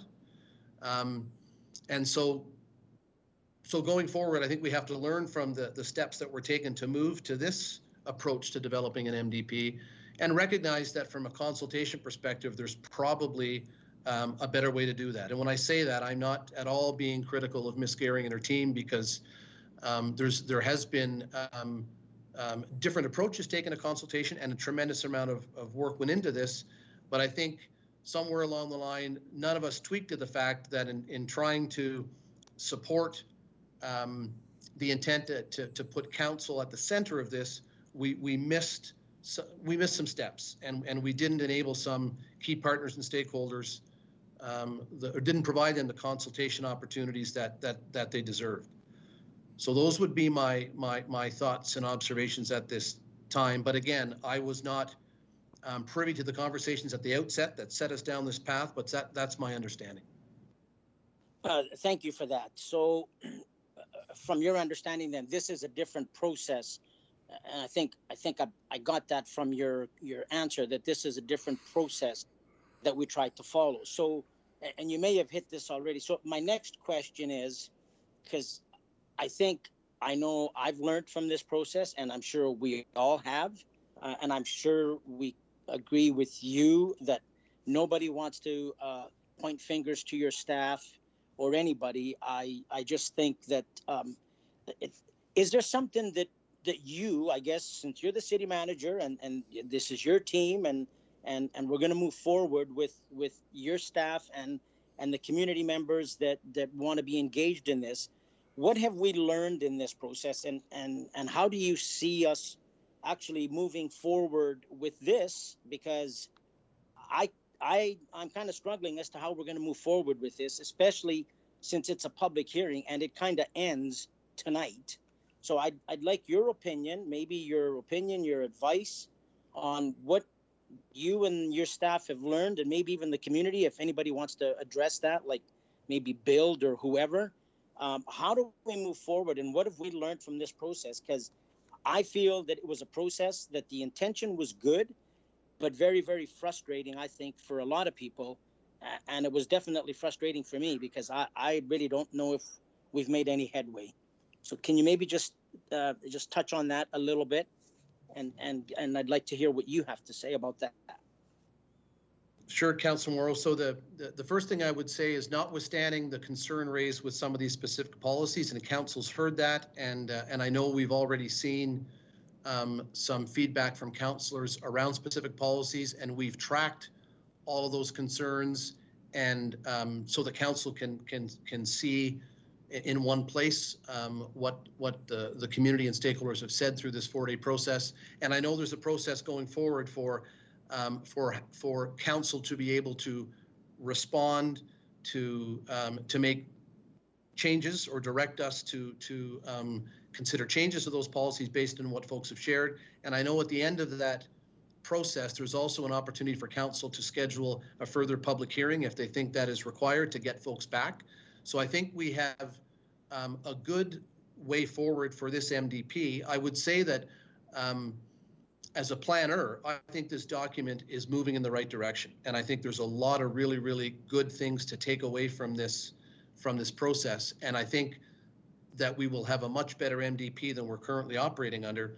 But I think the big learning is really that consultation piece. And I think by trying to keep council at the center of this and enable that conversation to take place where it really should, between council and community, I think we perhaps lost sight, not deliberately, of some of the pitfalls that would create, and we saw that in terms of consultation.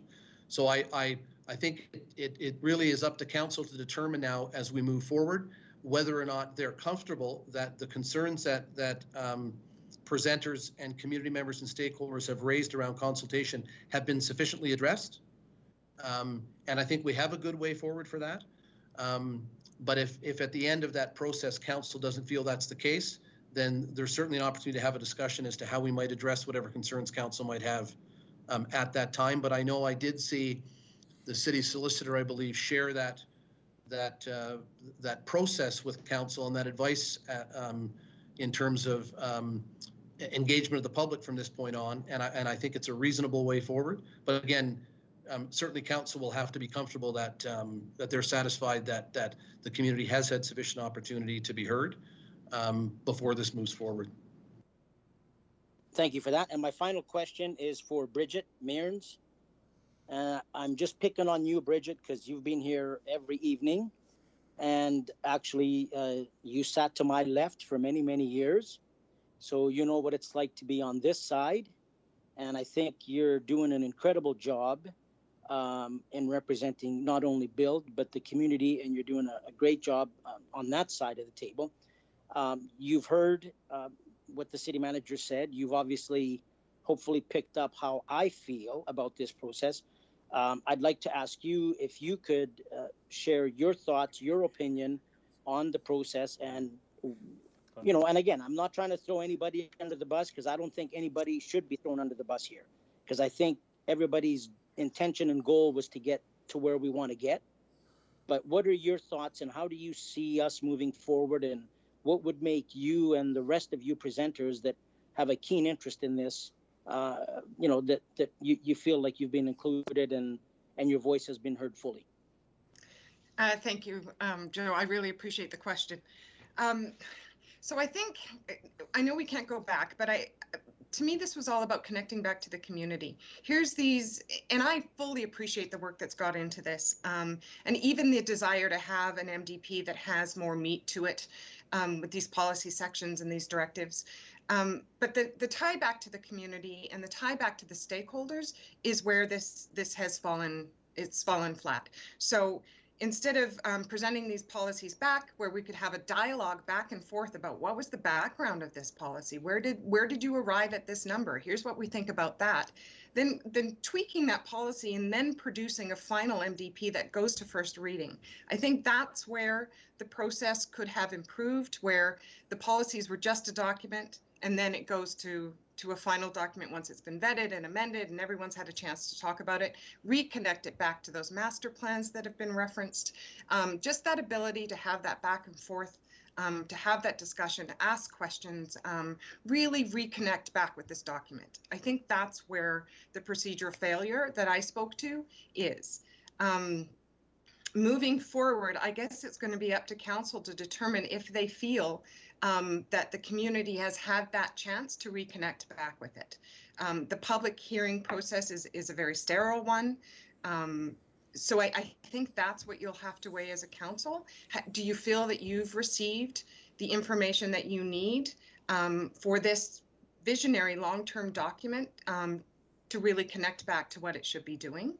That would be my advice. But I do want to, again, just say that we do appreciate the purpose and the objective of this document itself. But when it's going to have those prescriptive, restrictive language in it, it really needs to be a conversation first. And so that's been our issue or perspective. Thanks for that. Thanks, Mr. Mayor. Okay. Thank you. Councillor Kaufman.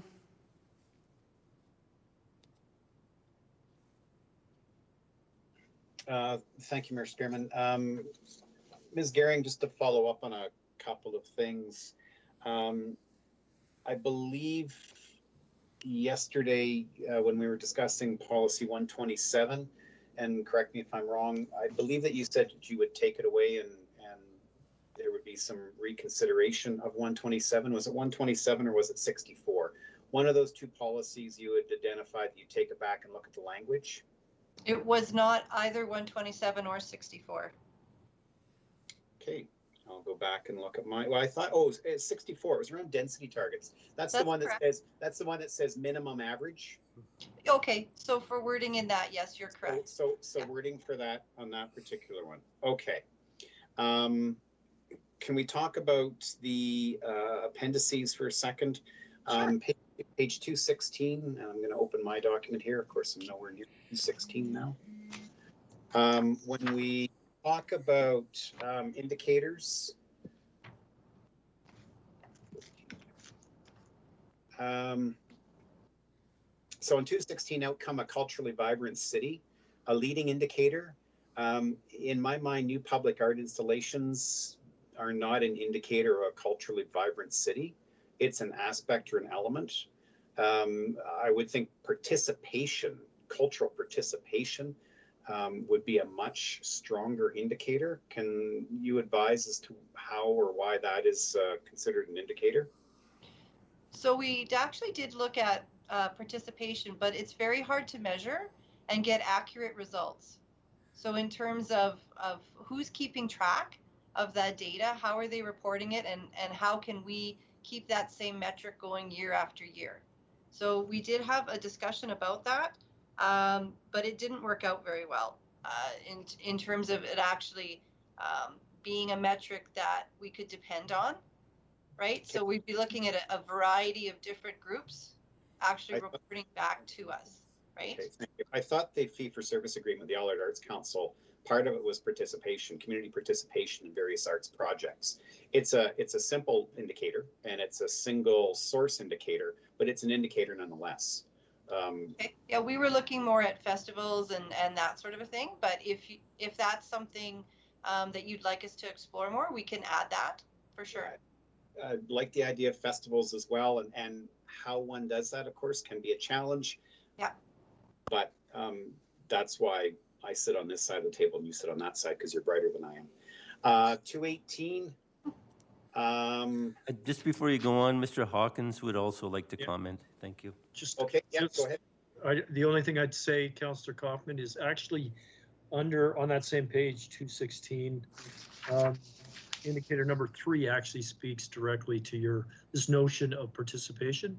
It's in cultural events, but I think that there's some, based on this conversation, we can expand that indicator a little bit to make sure we cover sort of the full range of cultural activity that occurs. No question. Yeah. Thank you. And I didn't point it at 3 because it's city sponsored. It's the other things that are going on in community that you know are indicators as well. On page 218, you have as a leading indicator unsightly premises enforcement for a well-designed city. It just strikes me as being less an indication of a well-designed city and, I don't know, a more orderly city, a more beautiful city, a more well-maintained personal property city. Again, the logic or wisdom behind that? So I think, again, Councillor Kaufman, it was a metric that we had access to, and that is consistent in terms of how it's reported. And so we went through a gamut of them, and that was one that we thought could fit here. If you don't think it fits here, that's okay. But again, metrics are hard to derive, especially ones that, like I say, are consistent and reported the same way year after year, and that we ourselves generate. So if you don't feel it fits, then that's okay too. Well, what you measure becomes what's important. So, you know, I get that it could really be anything. I'm not sure I know exactly what. I've been pondering that one, and I don't know what else would be there. I wasn't sure about the wisdom on the list as part of that consideration. Page 219, number 14, kilometerage of kilometers of cycling lanes created. Would a better indicator not be an increase in users or a change in cycle lane users? I do know that there are methods of counting and collecting that data. We may not have the technology currently, but would that not be a better indicator? Because council could easily pass a motion to pave 600 kilometers of bike lane, but if nobody's using them, would usership not be a better monitor than just the kilometerage of bike lanes that we create? So I think that would be a better measure, Councillor Kaufman, for sure. But again, as you stated, I don't know that we have the technology within our departments right now to do those counts. That would be something that we would have to do a check on with either transportation or parks to determine how they would go about that. So. Okay. Right. Maybe I could just, we do have technology.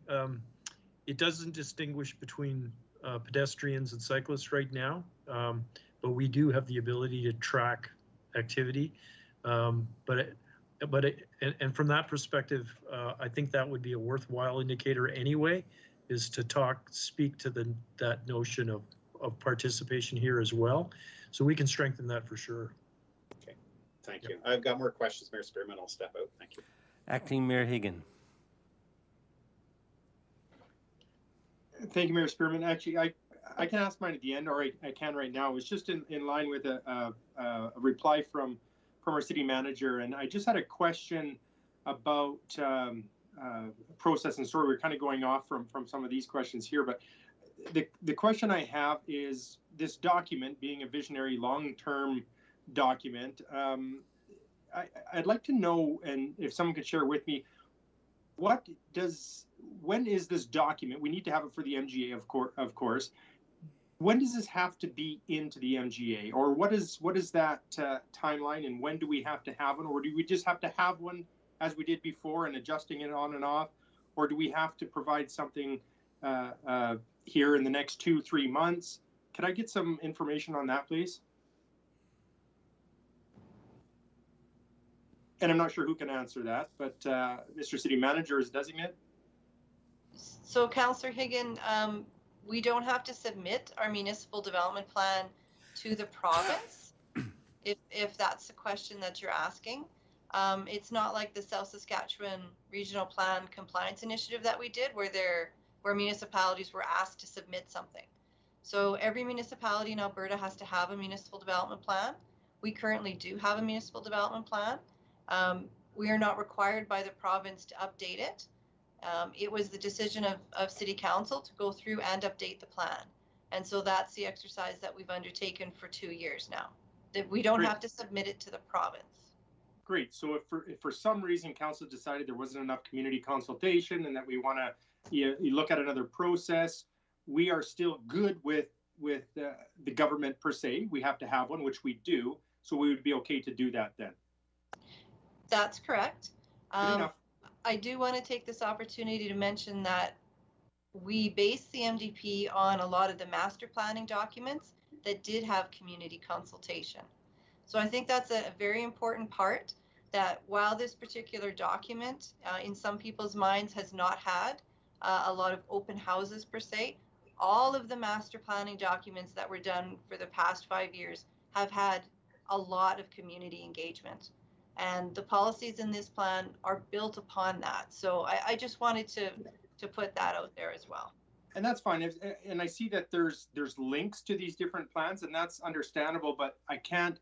And again, as Councillor Morrow mentioned as well, there's a lot of great work in here. The intention was there, but I've yet to hear somebody come up to the mic or letters that we've received to indicate that there was plenty of community consultation. So that was my concern, and I understand. Again, the intent was out there, and I think we did everything we could to get to that point. Administration did that, so I would never. I'm not here to point fingers or anything. It's just what we have seen and what we have read has made me believe that there was something didn't happen right, and I just would like to get to that. And I know that Mr. City Manager did indicate that maybe their process, and I'm okay to say that we faulted on something. We had the intentions, we did what we could, but you know what? Maybe we missed this, and that's what the community engagement is important, especially leading up to this. Is that they do get to tell us, yeah, this was okay, we had the engagement, or no, you didn't. Now, so I think we just want to take that that information that we receive, and not say, well, gosh, it's a slap on the face, we didn't do enough, but try to dig deeper into that. And so, that's just where I was at. And I know that we had some of these other questions. I'm sorry to veer off a little bit, but it's just been something that's been sitting on my head these last few days. And I think it's something to really take note, all of us, that, why do we have the concerns from the community that we have over the last while? Thank you.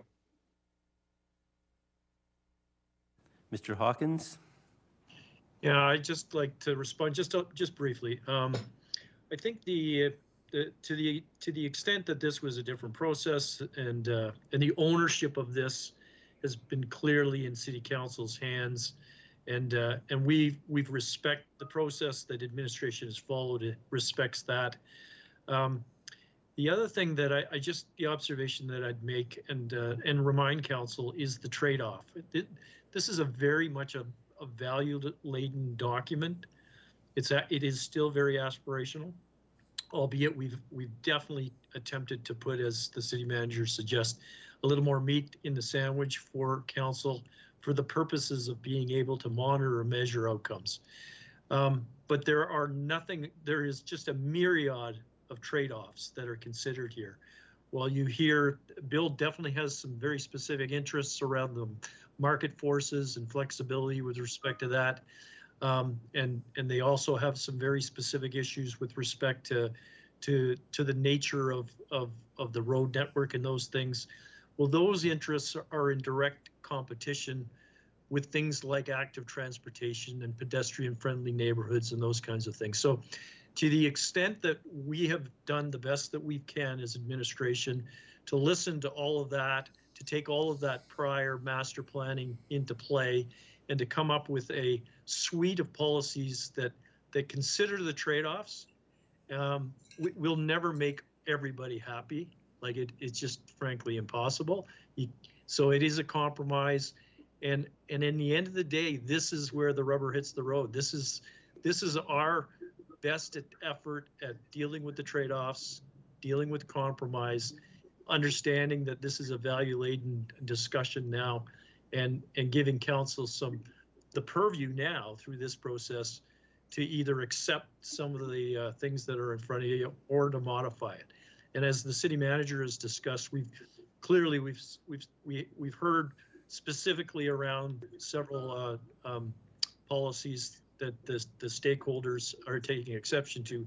Frankly, there's a lot of unspoken support for this, and that's the nature of democracy as well. You often don't hear the silent majority as well and what they're after. So again, that is the nature of where we're at, and we're hopeful that we'll continue down this road, and you'll have the opportunity between now and June, if that or whatever date you pick, to actually direct us to make the necessary changes that you'll still be in a position to adopt a newly revised MDP.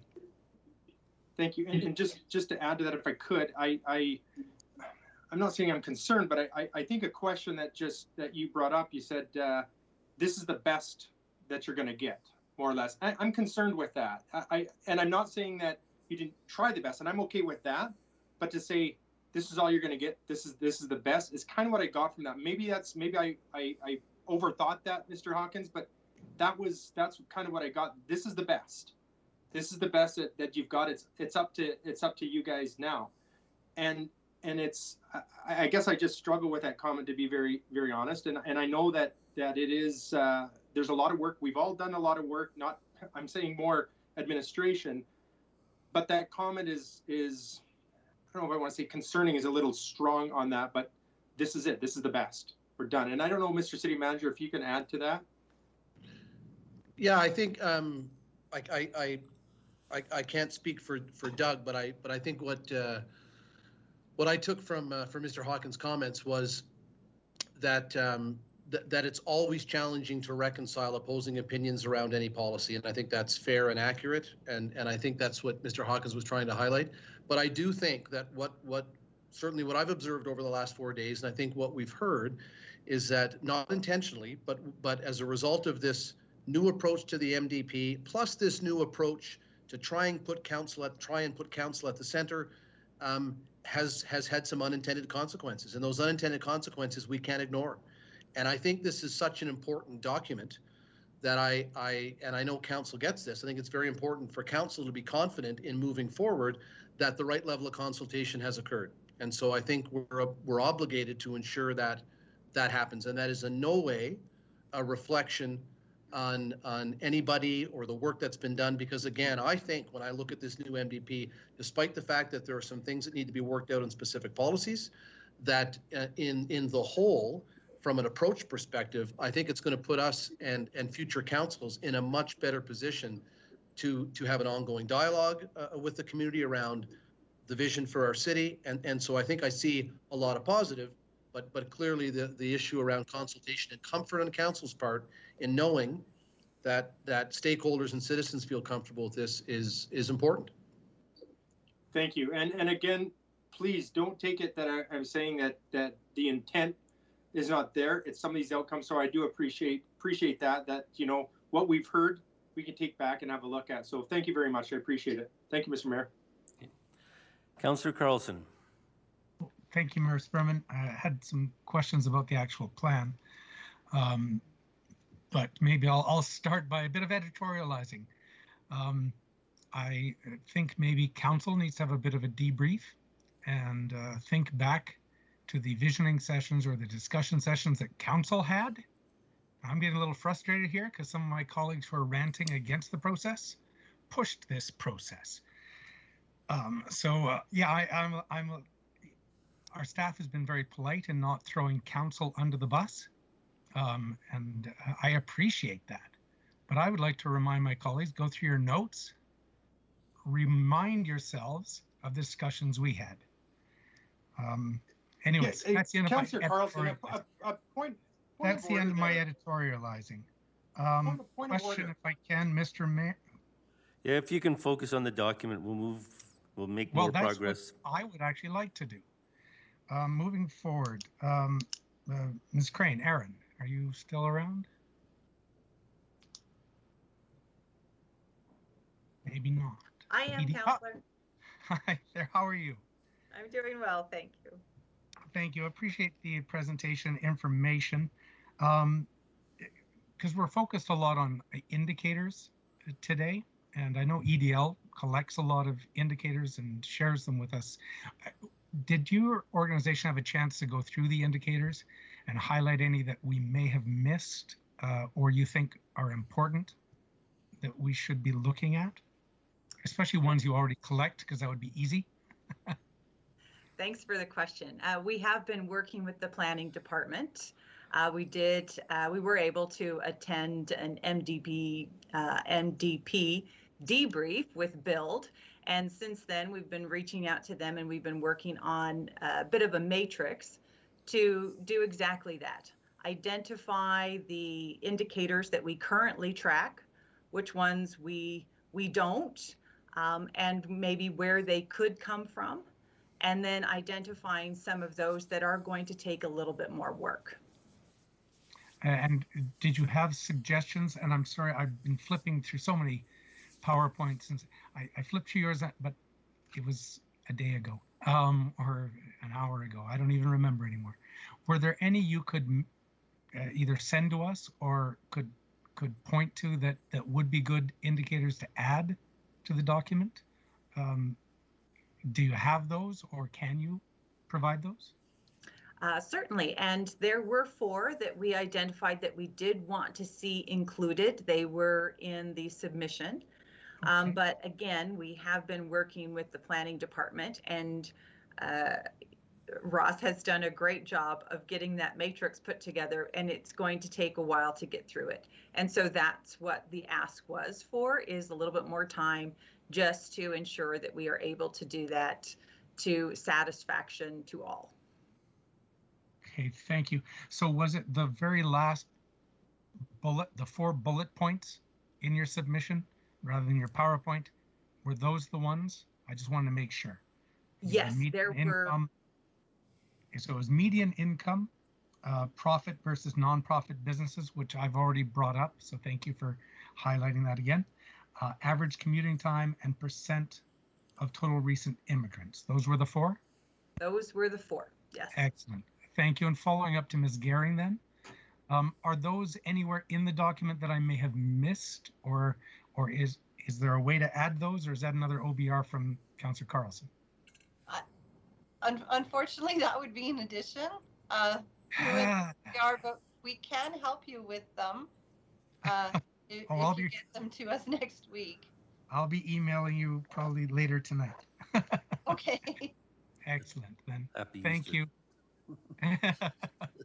I wore my Easter tie. Thank you, Mayor Spearman. Thank you, Ms. Crane, Ms. Gehring. Councillor Kaufman.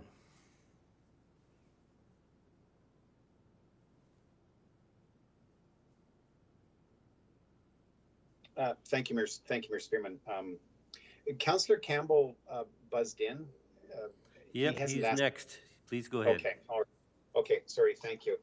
Ms. Gehring, can you just provide some clarity about the changes again, or the ability to change ARPs?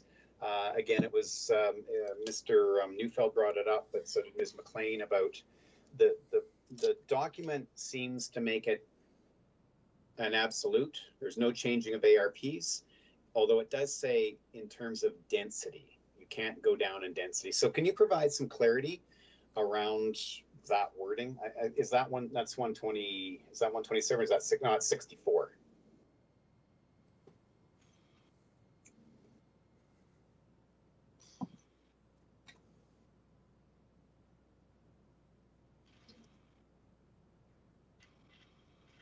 So thank you, Councillor Kaufman.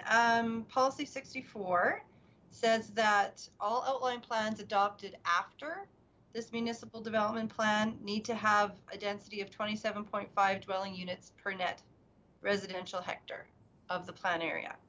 The second part of that is disallowing amendments to outline plans which lower the net residential area density across the plan area. And we had talked about making that wording a little bit clearer as well in terms of trading density. So if you are doing a density swap, for instance, where you had a 75 UPA of 75 and you're going to 237s, that would be something that we would look at. Okay. In terms of the... Yeah, it was on outline plans. It wasn't on ARPs. Yeah. So it's relating to outline plans and not area redevelopment plans or area structure plans. Yeah.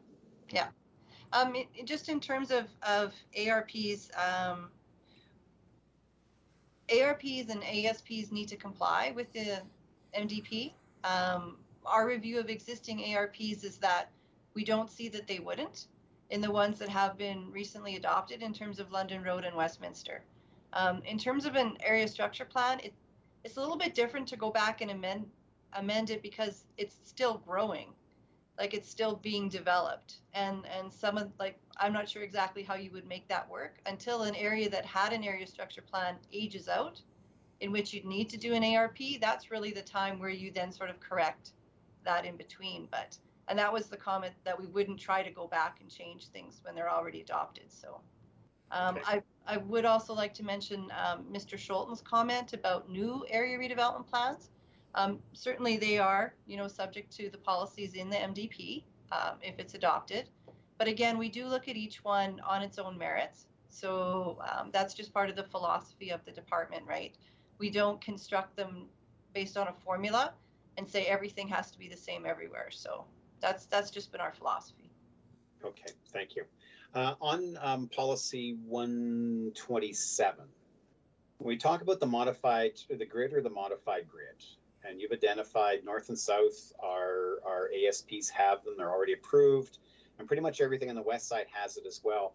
What's the purpose then of this particular policy if we're pretty much set in that pattern for the next, as you say, 10 to 20 years? We do have one area structure plan in terms of watermark that we may be seeing some changes in, and we do have the remaining area in the west side. And so when I say there's a small amount of land, I mean it's probably still 5-6 quarters. So I mean it's not insignificant, right? So again, looking forward, we just want to make sure that we are having some consistency in terms of how we are treating all the areas of the city. And we want to make sure that there are advantages to a modified grid, and we want to make sure all parts of the city can sort of share that advantage. So, I mean, there's lots of things from transit, being able to navigate those neighborhoods, solid waste pickup being much more easier to navigate on those neighborhoods when you don't have cul-de-sacs to deal with, to all the way to different forms of transportation, right? So again, it was looking at some consistency and then putting that section in there to account for geography. So understanding that there will be areas where you want to not have a straight road run through a wetland, and that's a good thing. And we want to make sure that we can work around that. So. Okay. I'm wondering if there needs to be some clearer direction. I'm scrolling, which is why you can't see me. I'm wondering if there needs to be some clearer wording under the direction, under A, on that one, that this may be a bit of the disconnect between what is written here and what, you know, you are explaining intent, but it doesn't seem to come out clearly in direction. So I don't know if we just need to reconsider some clarity on that, on the direction 27. Do you think, Councillor Kaufman, that having more context with the policy would be appropriate as well? Just again, to sort of set it in time in terms of what has been approved and what may be approved in the future. Do you think that would also be of some benefit for that policy? And again, council is certainly free to change wording, make amendments as you see fit, but that might also be a way to get across what you were thinking. That may help. Thank you. In terms of back to a previous conversation, Councillor Carlson raised it about indicators. I am of the opinion that every indicator should be there for a policy. We should be measuring to policy as opposed to anything else. It's a better use of our resources for one thing, and it's a better, I think, way of monitoring whether or not the policies are actually having any effect. Given where we are and how much has been put towards the indicators we have, I don't know if that's possible to change, but I would like to, and I'm 1 in 9, I would like to see the indicators actually reflecting policy, or the policies linked to the indicators linked to a policy, so that we have a better understanding. Everybody has a better understanding of what we're doing to monitor the policies. And I see Mr. Hawkins' hand just shut up, so I don't. Yeah, I just, I think that is a good suggestion, Councillor Kaufman. I think to the extent that that we can do that there is a clear linkage between the policy and these indicators, we will attempt to create that index and create that hard link. I think that we'll find, though, if you go through these, that some of these leading indicators and lagging indicators are really more outcome based, which is why we've grouped them that way right now. And it won't be obvious which policy they directly connect to. But we'll take that away, and we'll look at an amendment or an improvement to the document so that reflects that to the extent that we can. Yeah, understandable. Yeah, thank you. Final question, Mayor Spearman, if I can. Under Appendix E, when you're talking about data notes, I note that there are a number of things that we presented today. Based on the community satisfaction survey, is the intent to do the survey annually? Because that's been a little hit and miss recently.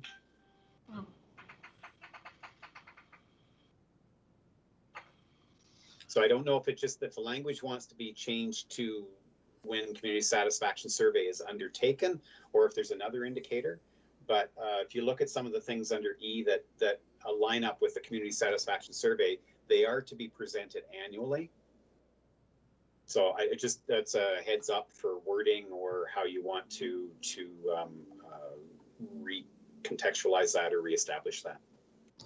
Yeah, that's probably something we need to check back in with city clerks or OPCI about in terms of running that survey. So I think we've made a note of that. So yeah. Excellent. Super. Thank you. Thank you, Mr. Spearman. Thank you. Councillor Campbell. Thank you. I just wanted to add my congratulations for tremendous work that you've all done. I just for my own personal clarity, because we've heard suggestions and recommendations throughout this last week to administration. Do you've obviously taken all of the notes and written them down. Do you have the intention of some of them actually amending some of the policies yourself, or is it incumbent upon all members of council to ask for those amendments? How does that actually work, if I could ask? So Councillor Campbell, we have been taking notes. However, any changes to the document need to be made by a council member. Okay. And so if we've got some notes and we don't hear from a council member, we'll most likely maybe shoot you an email and just sort of ask, is this something you were still interested in? And we can help you craft that OBR, but yeah. And just for council's knowledge as well, we do have some changes to the document in terms of typographical errors. And so we will be doing those, and we would like some council support in sponsoring that OBR when we bring that forward as well. So good. Thank you for the clarification. Appreciate it. Thank you. And again, great work. So this is a process that was initiated by City Council. The webpage on the Municipal Development Plan talks about the process. It talks about the drafting. And it does talk about what engagement looked like and what reporting to council looked like. So there really are no surprises here. What we have is disagreements on some of the content. And it's the responsibility of council to put forward resolutions to address some of those differences of opinion in terms of the content. Is that the correct process? Just confirming?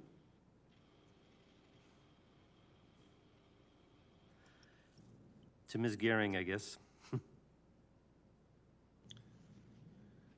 So I think there's a couple of things we could look at there, and I'm not sure, Craig, if you want to weigh in as well, but that is for specific changes that council wants to the document in terms of wording. That would be the process that would be undertaken. Council is, open to suggest something different, I guess, if they think they want more public engagement. What that might look like, I don't know at this point. We're just following the process that we had set out. Okay. So I'm not sure, perhaps Craig, if you want to weigh in on that. Yeah, if I could just add one point. So it's absolutely correct to point out that the process followed here was deliberate and it was intentional, and there were opportunities for engagement, and engagement did occur. And in fact, we did hear from a couple of people over the last 4 days that they appreciated the opportunity to engage and consult with the MDP team and others.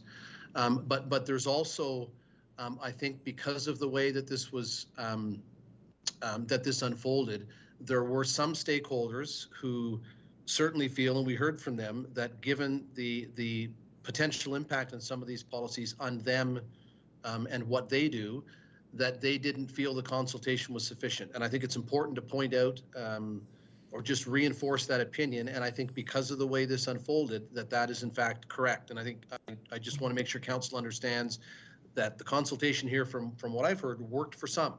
For some it didn't, and for some who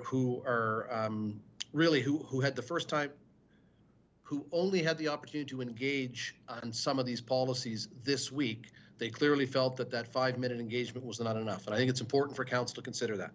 I would say.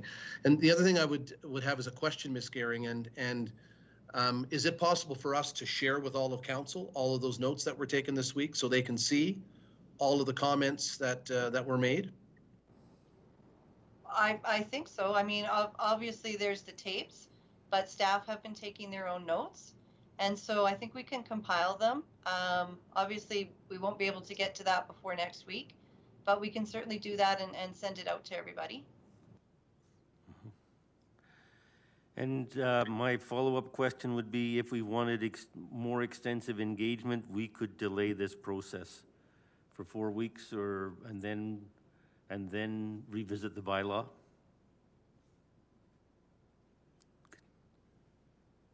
How far into this are we? Do we? A lot of work has been done. So, who would that be? Mr. Lowen? If we wanted to have if council directed further engagement, they would have to do that by motion at a council meeting, extend the process by a defined period of time.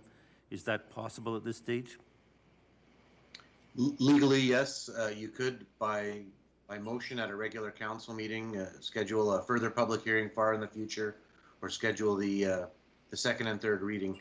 The only hard limit really would be, in terms of thinking about timing, is ultimately the election, because the panel of council as it currently is would need to be the same at the first, second, and third reading. You couldn't split the readings up before and after the election. Right. I was hoping it would be weeks, and that form of consultation would only be in the form of public hearing. It sounded to me like organizations like Build felt, I could have this wrong, they didn't have the opportunity to interact with our administration before some of these policies were put forward. Do we need to allow for that and then maybe a further public hearing? So I think if council directed that there be further engagement at an administrative level, that wouldn't need to be at a public hearing. You could direct that happen, but I would suggest that the outcome of that be captured in a summary document that would be available to the public to comment on at a future public hearing. Okay, thank you. Okay, that provides some clarification. Thank you. Councillor Parker? I think Mr. Hawkins had his hand up. I think he wanted to respond to something, so I was just going to allow him to go before me. Yeah, I just wanted to make sure that, because I think it's a bit of an overstatement to suggest that there was not an opportunity for, or that this week was the first opportunity for some of these stakeholders to engage, in particular with administration. The first reading, as I recall, occurred on February 9th, and we're now more than 2 months on since that first reading, and that document was tabled. It has not been modified at all.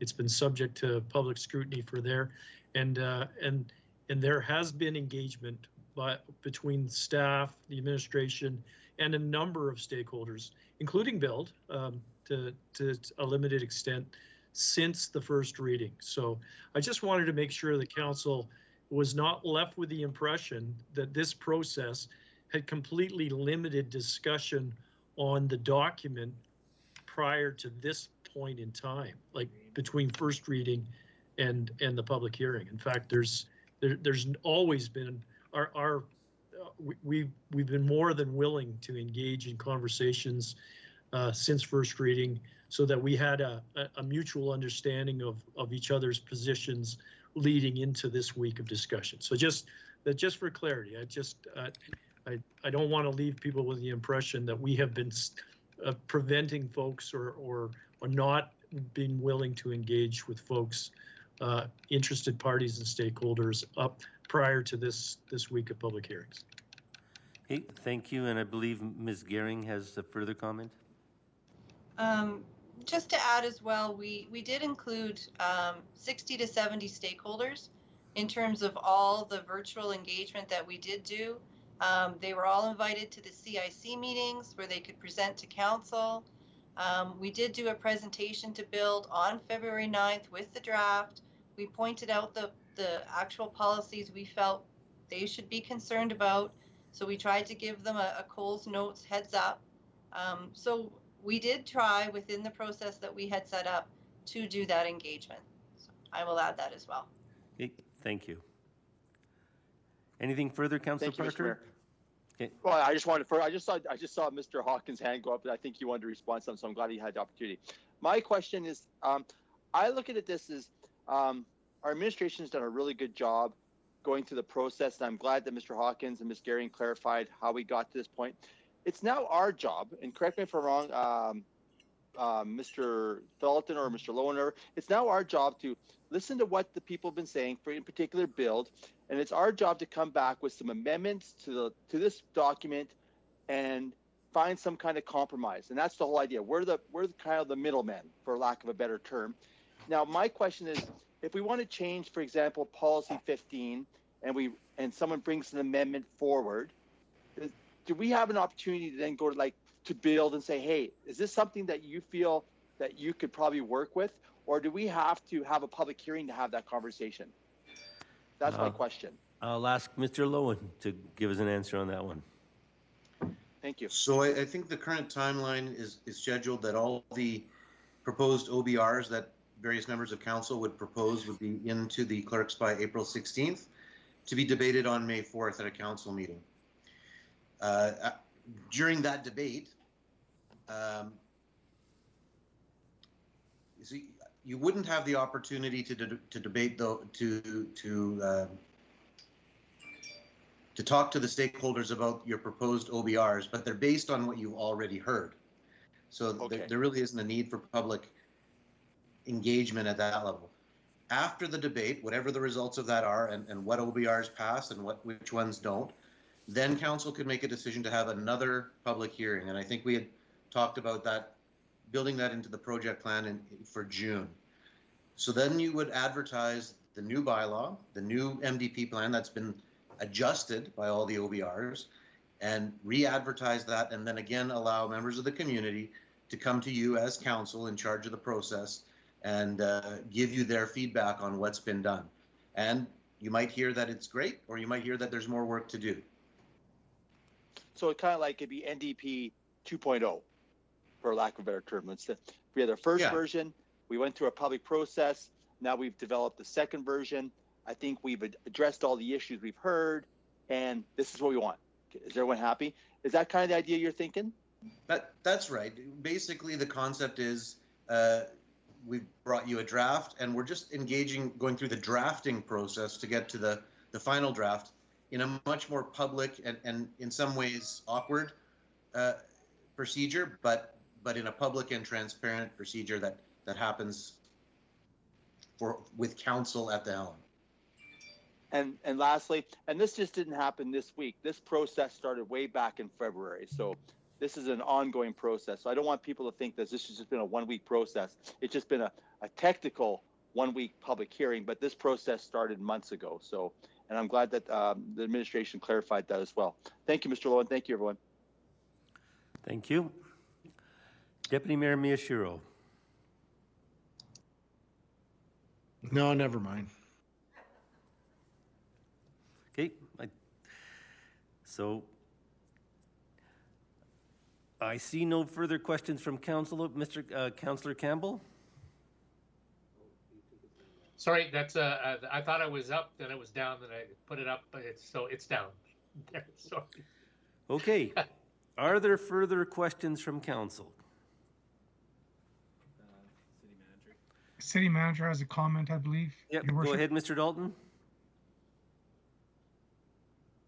Thank you, Your Worship, and not to poke a stick in this any further, but I think, you know, my observation would be that this is not a question of right and wrong and enough consultation or not enough consultation. It's about getting this MDP across the finish line with as much buy-in as we can.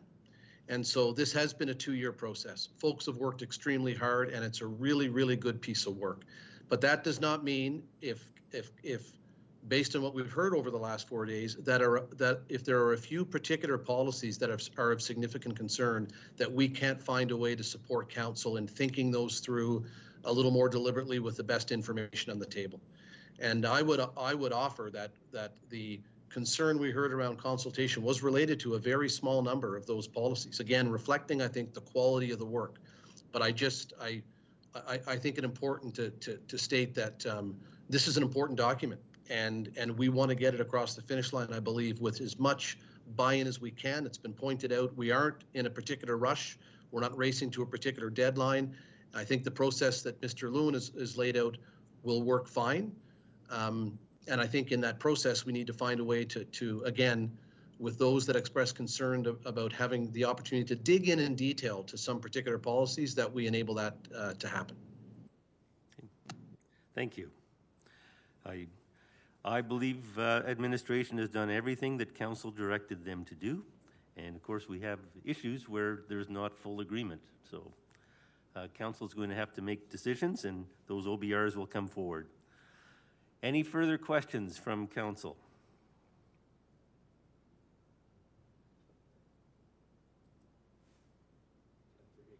Councillor Higgin. Thank you, Mayor Spearman, and thank you, Mr. City Manager, for that.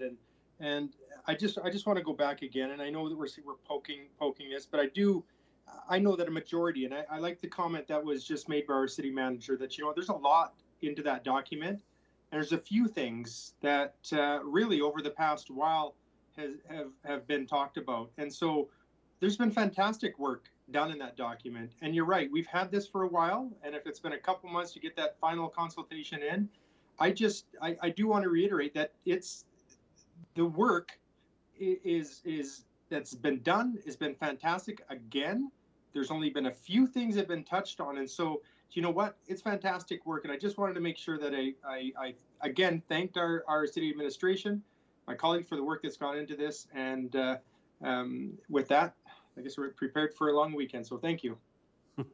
Okay, thank you. Good. If Sorry, there's no, Mayor Spearman.